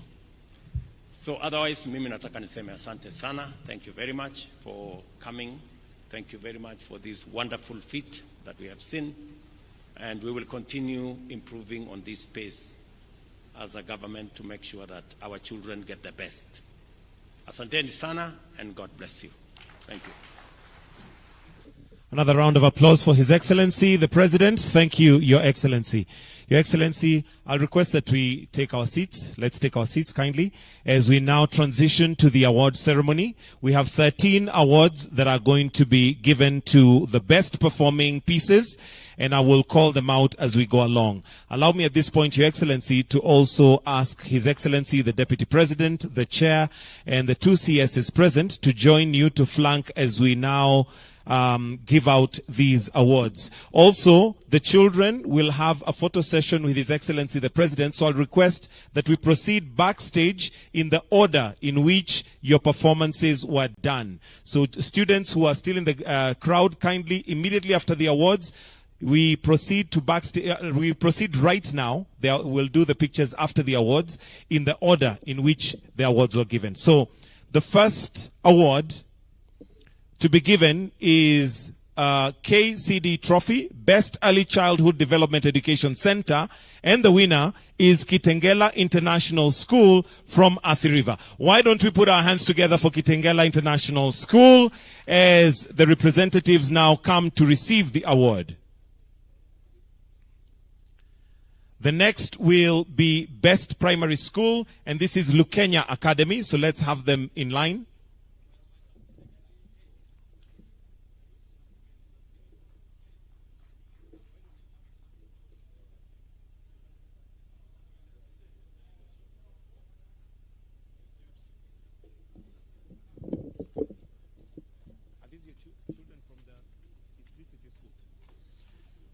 That is Kitengela International School from Athi River. Tuwapigie makofi tena. Let's have on standby Lukenya Academy is next, followed by Moi Forces Academy. So let's have them all lined up.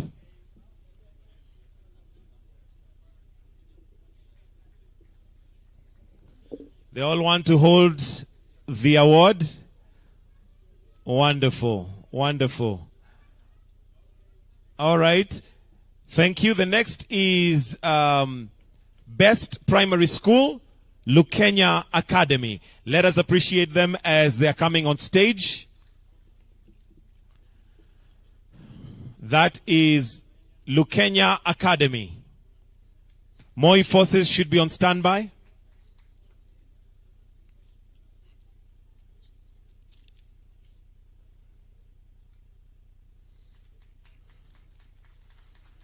Let's also have Sirisia Special School on standby. Coming up on stage now is Moi Forces Academy, and their award is Best Junior Secondary School. Makofi ya Moi Forces Academy.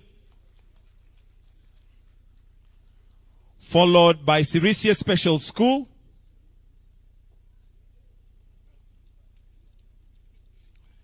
Best Pre-Vocational Institution. Makofi kwao. Let's have on standby Bunyore, Kitui TTC, and Dandora. Next is Bunyore Girls, Best Secondary School. Let's give them a warm clap for Best Secondary School.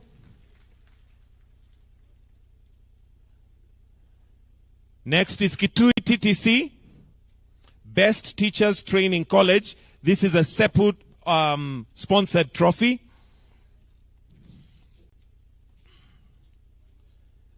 Let's have Dandora on standby, Sigalagala National Polytechnic and Kenyatta University. Next is Dandora Green Light VTC, Best Vocational Training Center with Uraia Trophy. Tuwapigie makofi tafadhali. Next we have Sigalagala National Polytechnic, Best National Polytechnic, Technical and Vocational Colleges. A Brook Trophy And the next is Kenyatta University with Best University, KUCCP Trophy. A reminder, students, please, all performing students, let's go backstage so that we are prepared for the photo session immediately after this.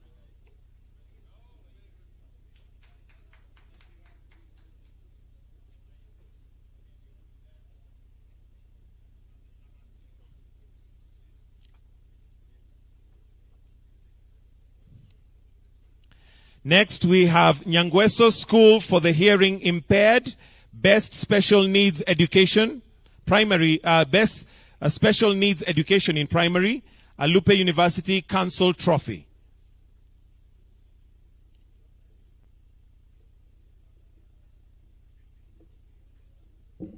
Next, we have Moranga School for the Hearing Impaired, Best Special Needs Education, Secondary School, an Anti-Counterfeit Authority sponsored trophy. Tuwapigie makofi.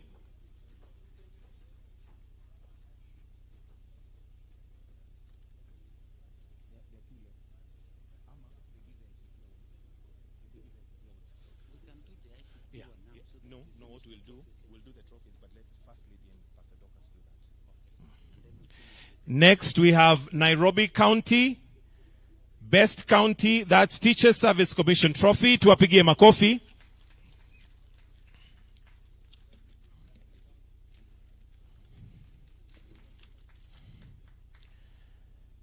Next, we have Western Region, which is Best Region, the Kenya Music Festival Trophy. Makofi kwao.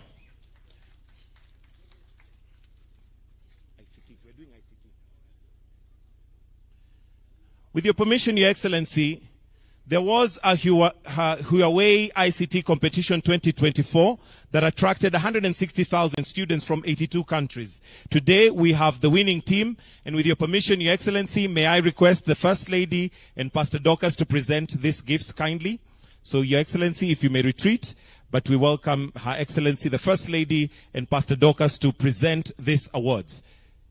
There was a Huawei ICT competition in 2024 that attracted 160,000 students from 82 countries across the world. The university students joined and received advanced ICT training in networking, AI, and cloud technology. These are the 5 winners: Collins Kimathi Mwirigi, Daniel Mudhoi Mutua, Isaac Onyancha Mesecho, Joshua Rioba Manania, and Vincent Kipchirchir. Makofi kwao tafadhali as we celebrate winners. These were winners in the ICT sector, and we know that His Excellency the President is very keen on ICT and what we call the Jitume Labs. They would go a long way in developing ICT and the cloud technology together with networking. Fantastic. After they have been braced their awards, we'll request that Your Excellency the First Lady and the spouse to the Deputy President to join them for a photo moment.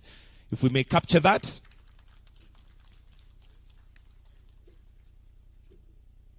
Thank you. We'll now proceed to the photo session. So kindly, we'll request that Your Excellency, the First Lady, and Your Excellency, the spouse to the Deputy President, you may remain here as we quickly arrange those chairs. Let me also invite the PS Culture, PS Higher Education, PS ICT, and PS Bellio to kindly come on stage as you'll be part of these photographs.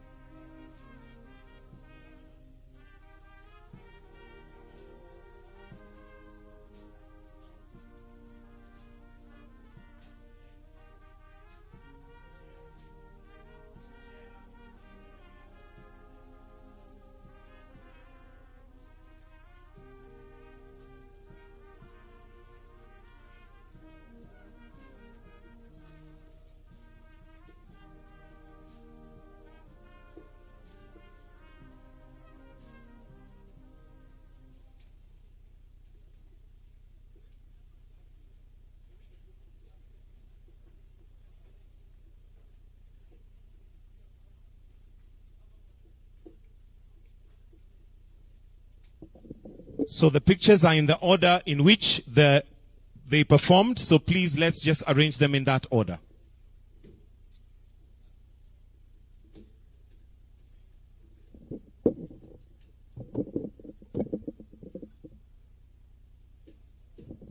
Exit to the left. Let's have the next lot coming in.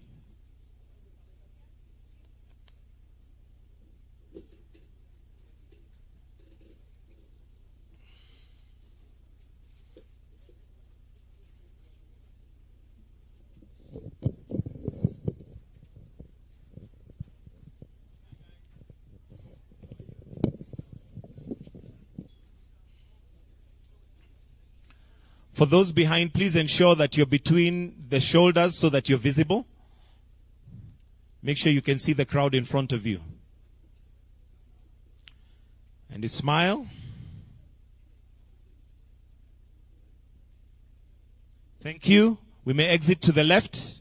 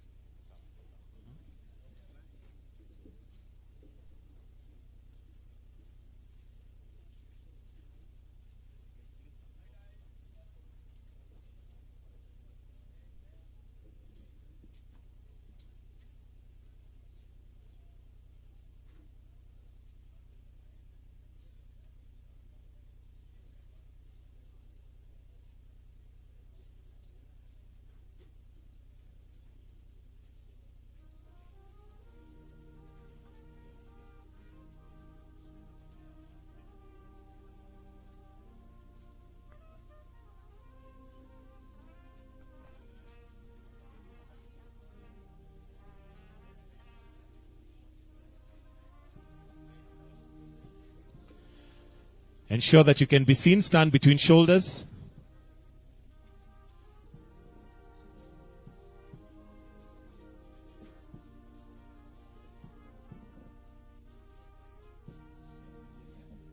Thank you. We may exit to the left.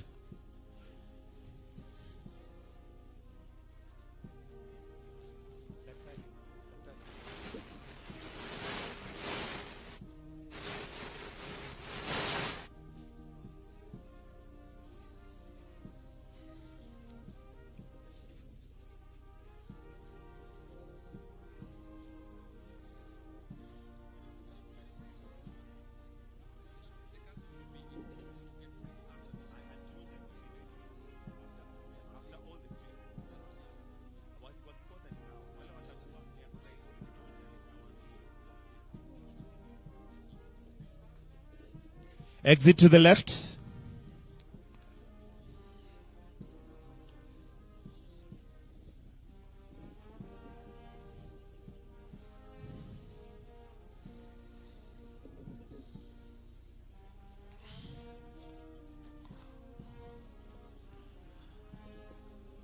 The taller ones to stand behind and make sure you're in between shoulders.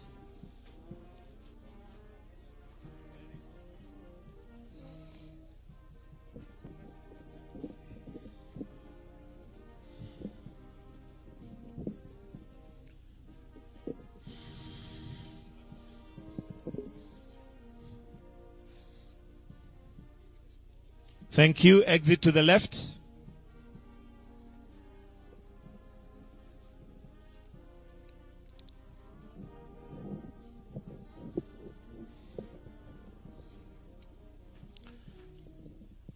The taller ones to stand behind, but stand behind in between shoulders so that you're visible.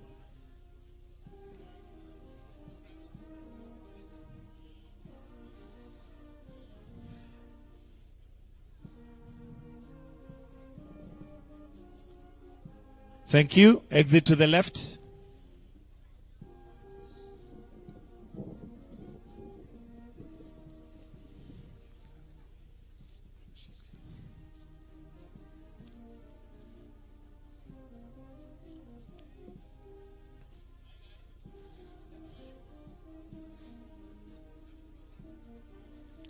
The taller ones to the back. Then make sure you're in between shoulders if you're at the back so that you're visible. We need to see your face.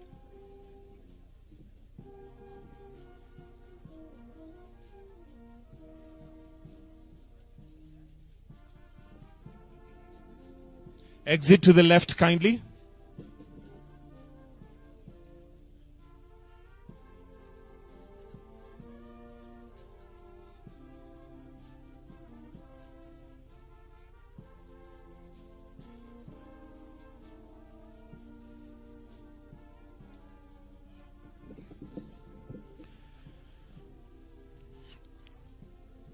Find a way to display the flowery. That's it. But don't cover your face. Don't cover your face. There you go. Thank you. Exit to the left.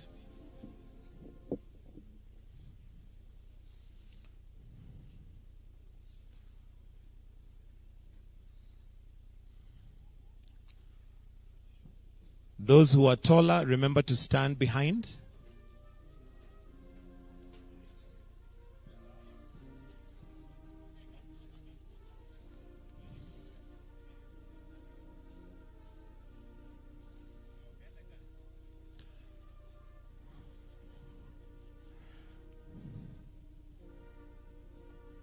Thank you. Exit to the left.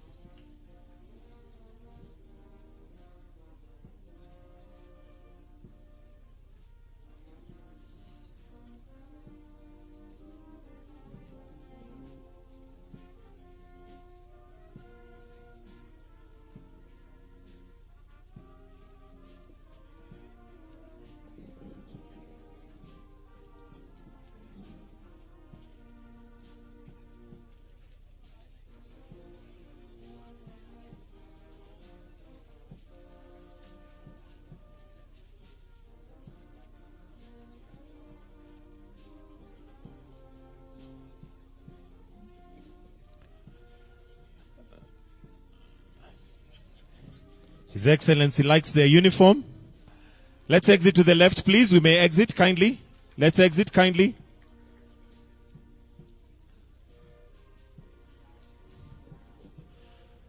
The taller you are, kindly take the back row, but in between shoulders.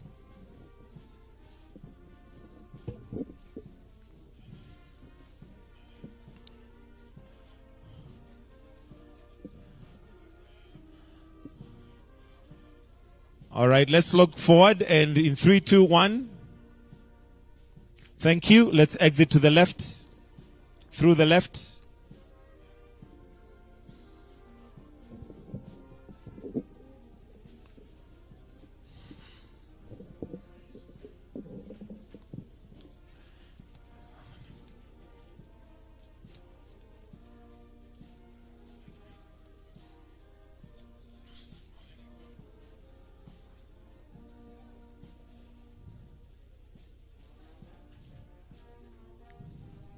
Thank you. Let's exit to the left.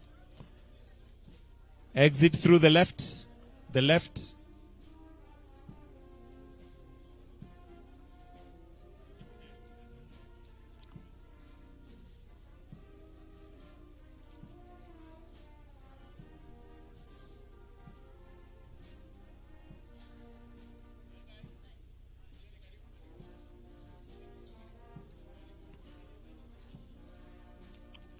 The taller ones to the back, but in between shoulders so that you're visible.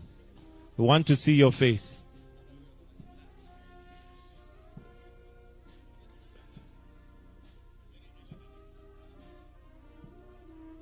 Thank you. Let's exit through the left.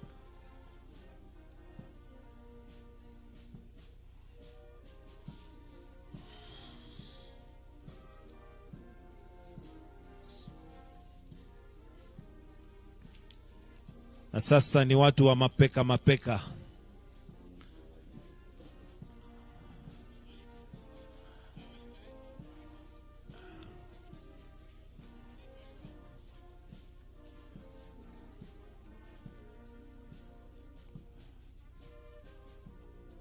Thank you. We'll exit from the left, your left.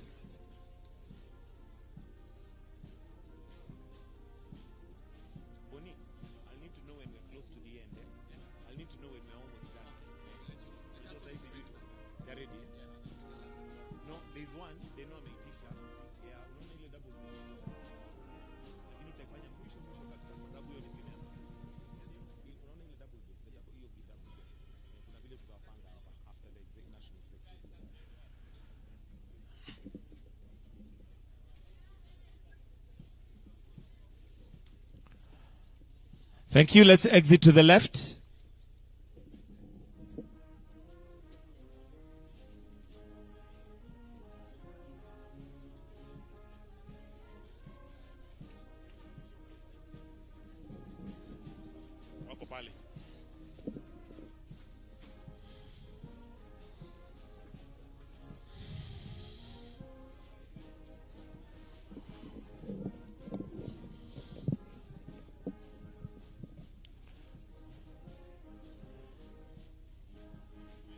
Ensure you can see the people in front. Thank you. Exit to your left. To your left.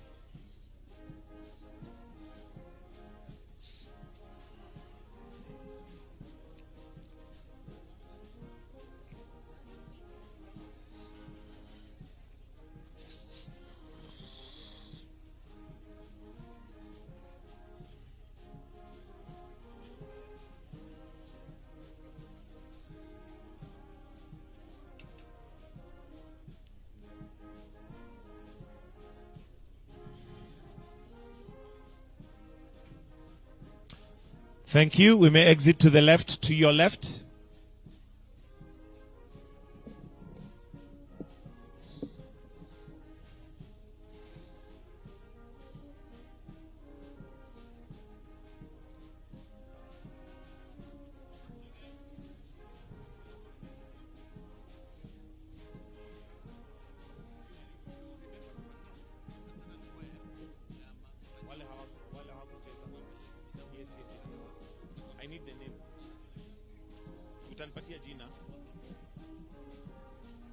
Let's exit to your left.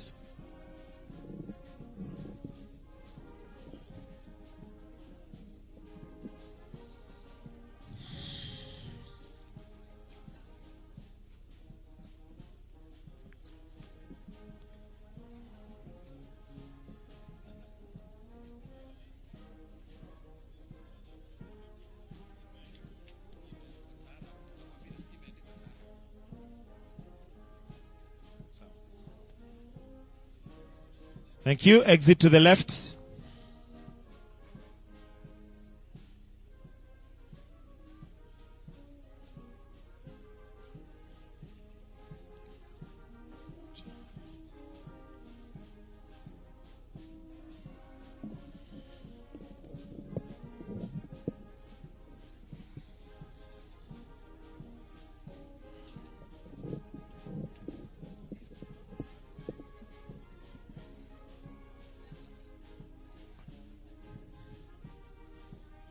Thank you. We exit to your left.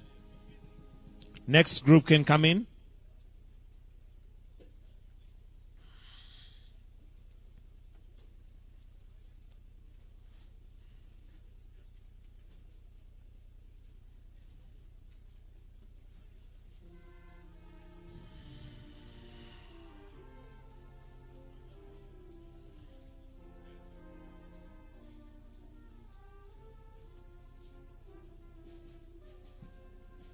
Thank you. Exit to your left.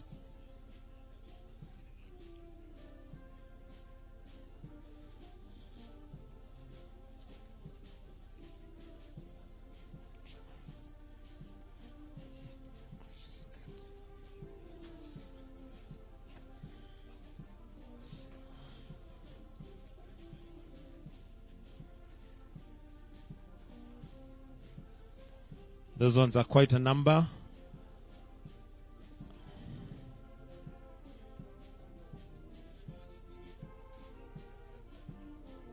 Thank you. Exit to your left.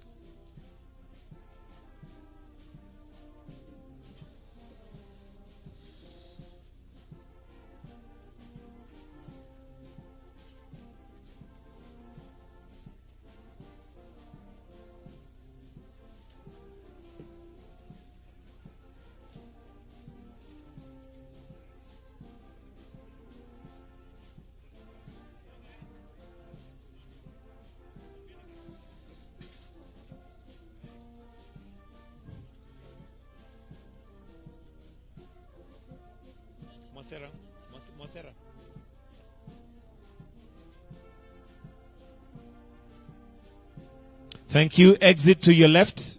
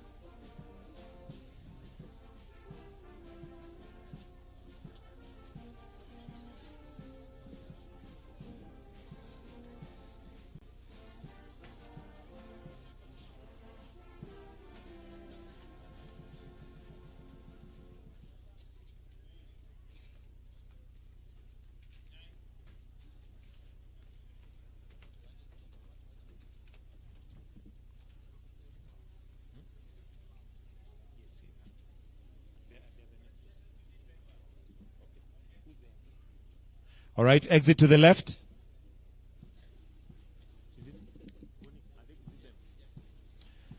The group that's now coming on stage, Your Excellency, is Tarab Music Secondary School, Majaoni Secondary School, sorry.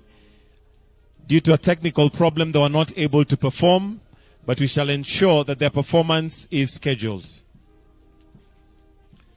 Why don't we appreciate them? Tafadhali, tuwapigie makofi. They were not able to perform due to a technical issue, but we appreciate their effort having come all this way, and will ensure that they get an opportunity to perform for His Excellency. The school is Majaoni Secondary.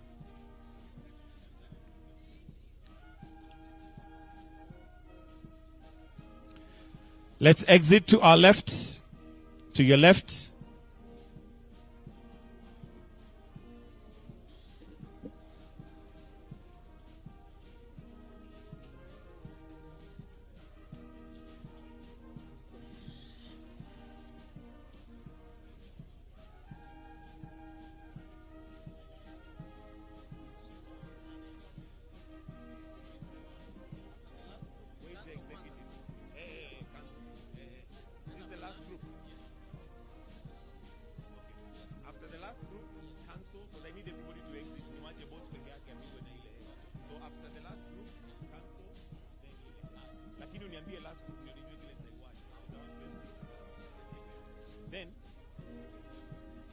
Exit to the left kindly.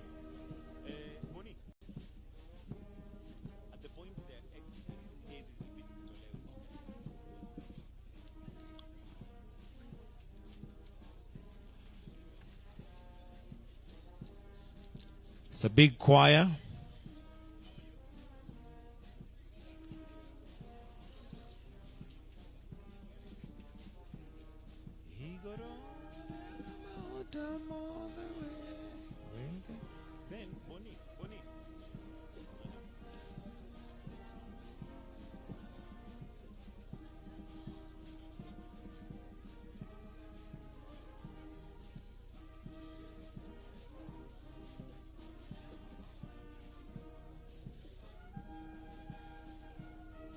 Thank you. Exit to the left.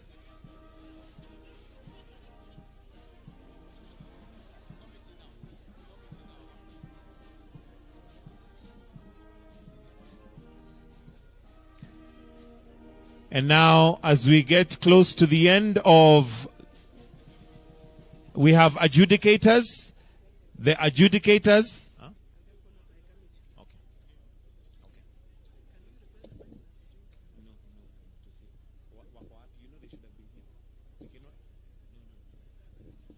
The adjudicators who were given a warning by one of the presentations for being too strict.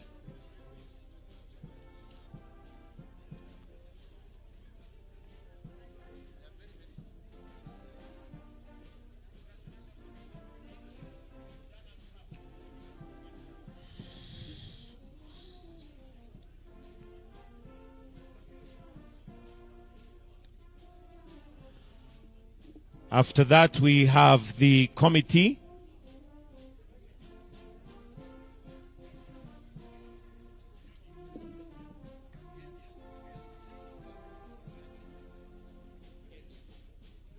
There is one more school that may have been left out, so we'll do the school, then the executive committee.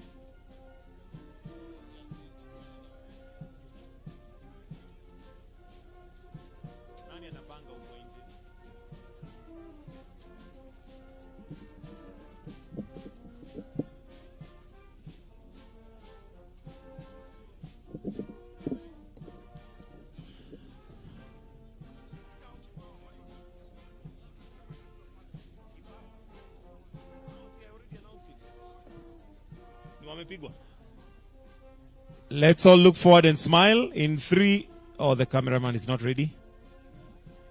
In 3, 2, 1. Thank you. Exit to the left.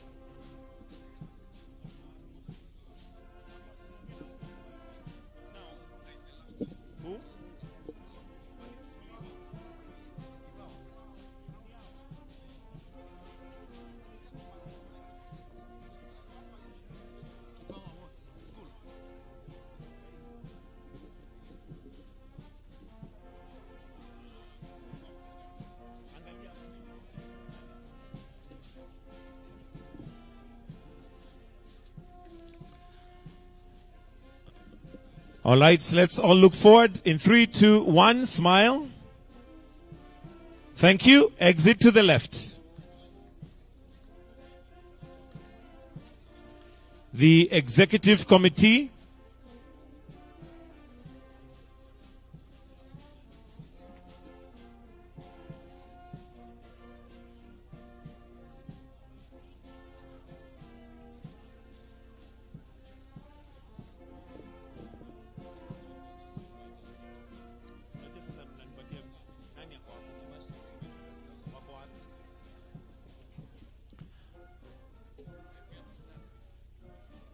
Thank you. Exit to the left.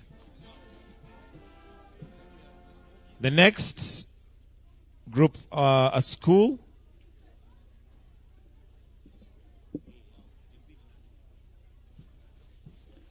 The Garston Member of Parliament, you're welcome to join the school.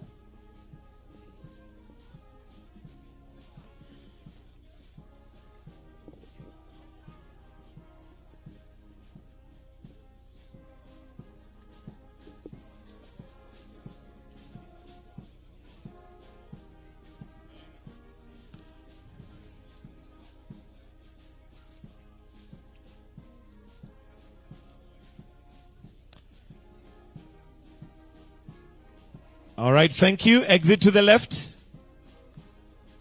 The small little children now.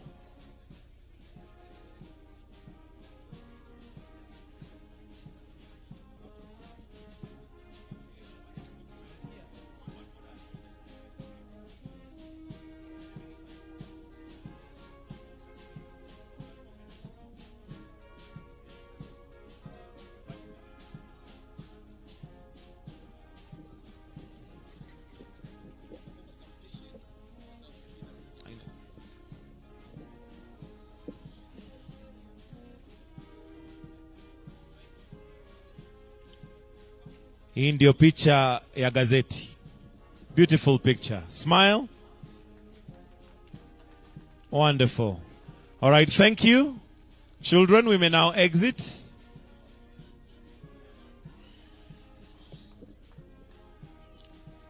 We are now joined by some of the children, the first performance by differently abled children.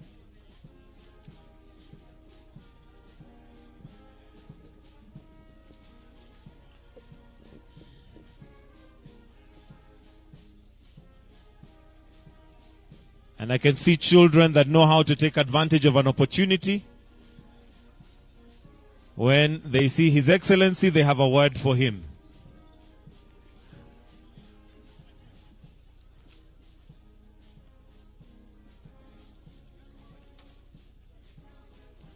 Those of us who are at the back and are not part of the picture, please let's move.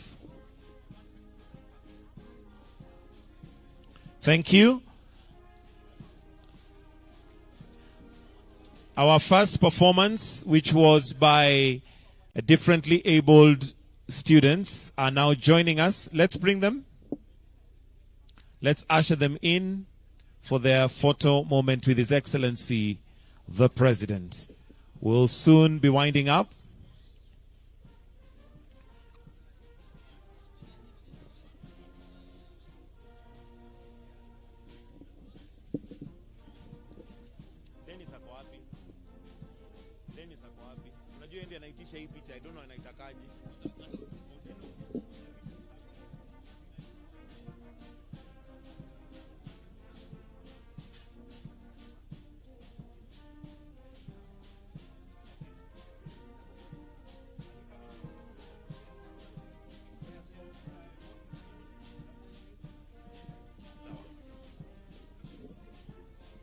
No,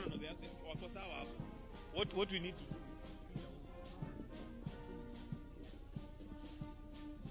I don't know, to clear 2 hours. No, there's one more.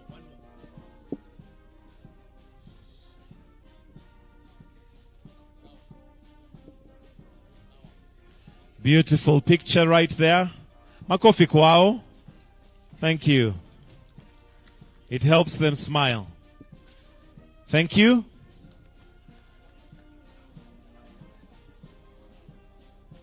We're done with the other pictures. We're done with the groups.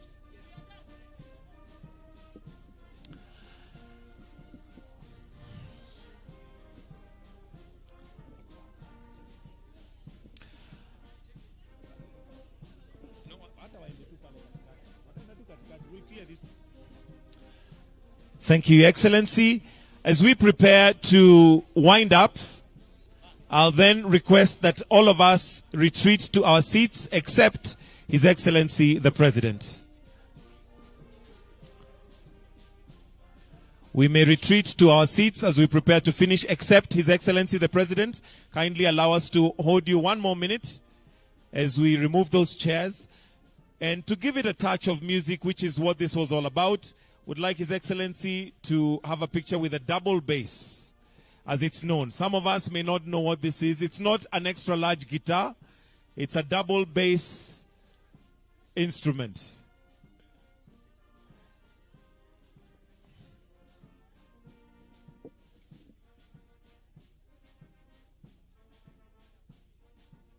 Let's take our seats, please. Let's sit down. We can take our seats.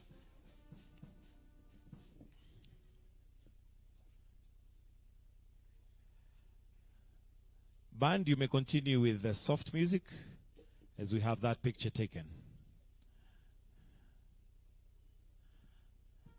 Thank you.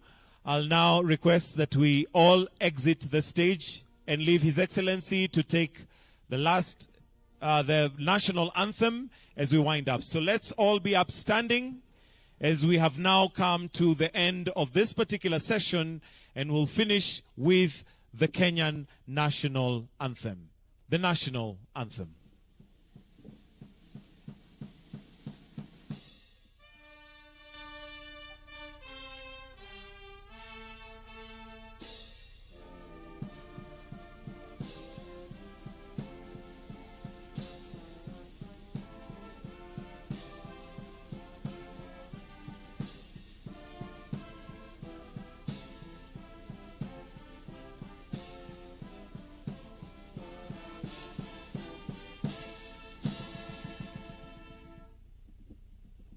Thank you, Excellency. We've now come to the end.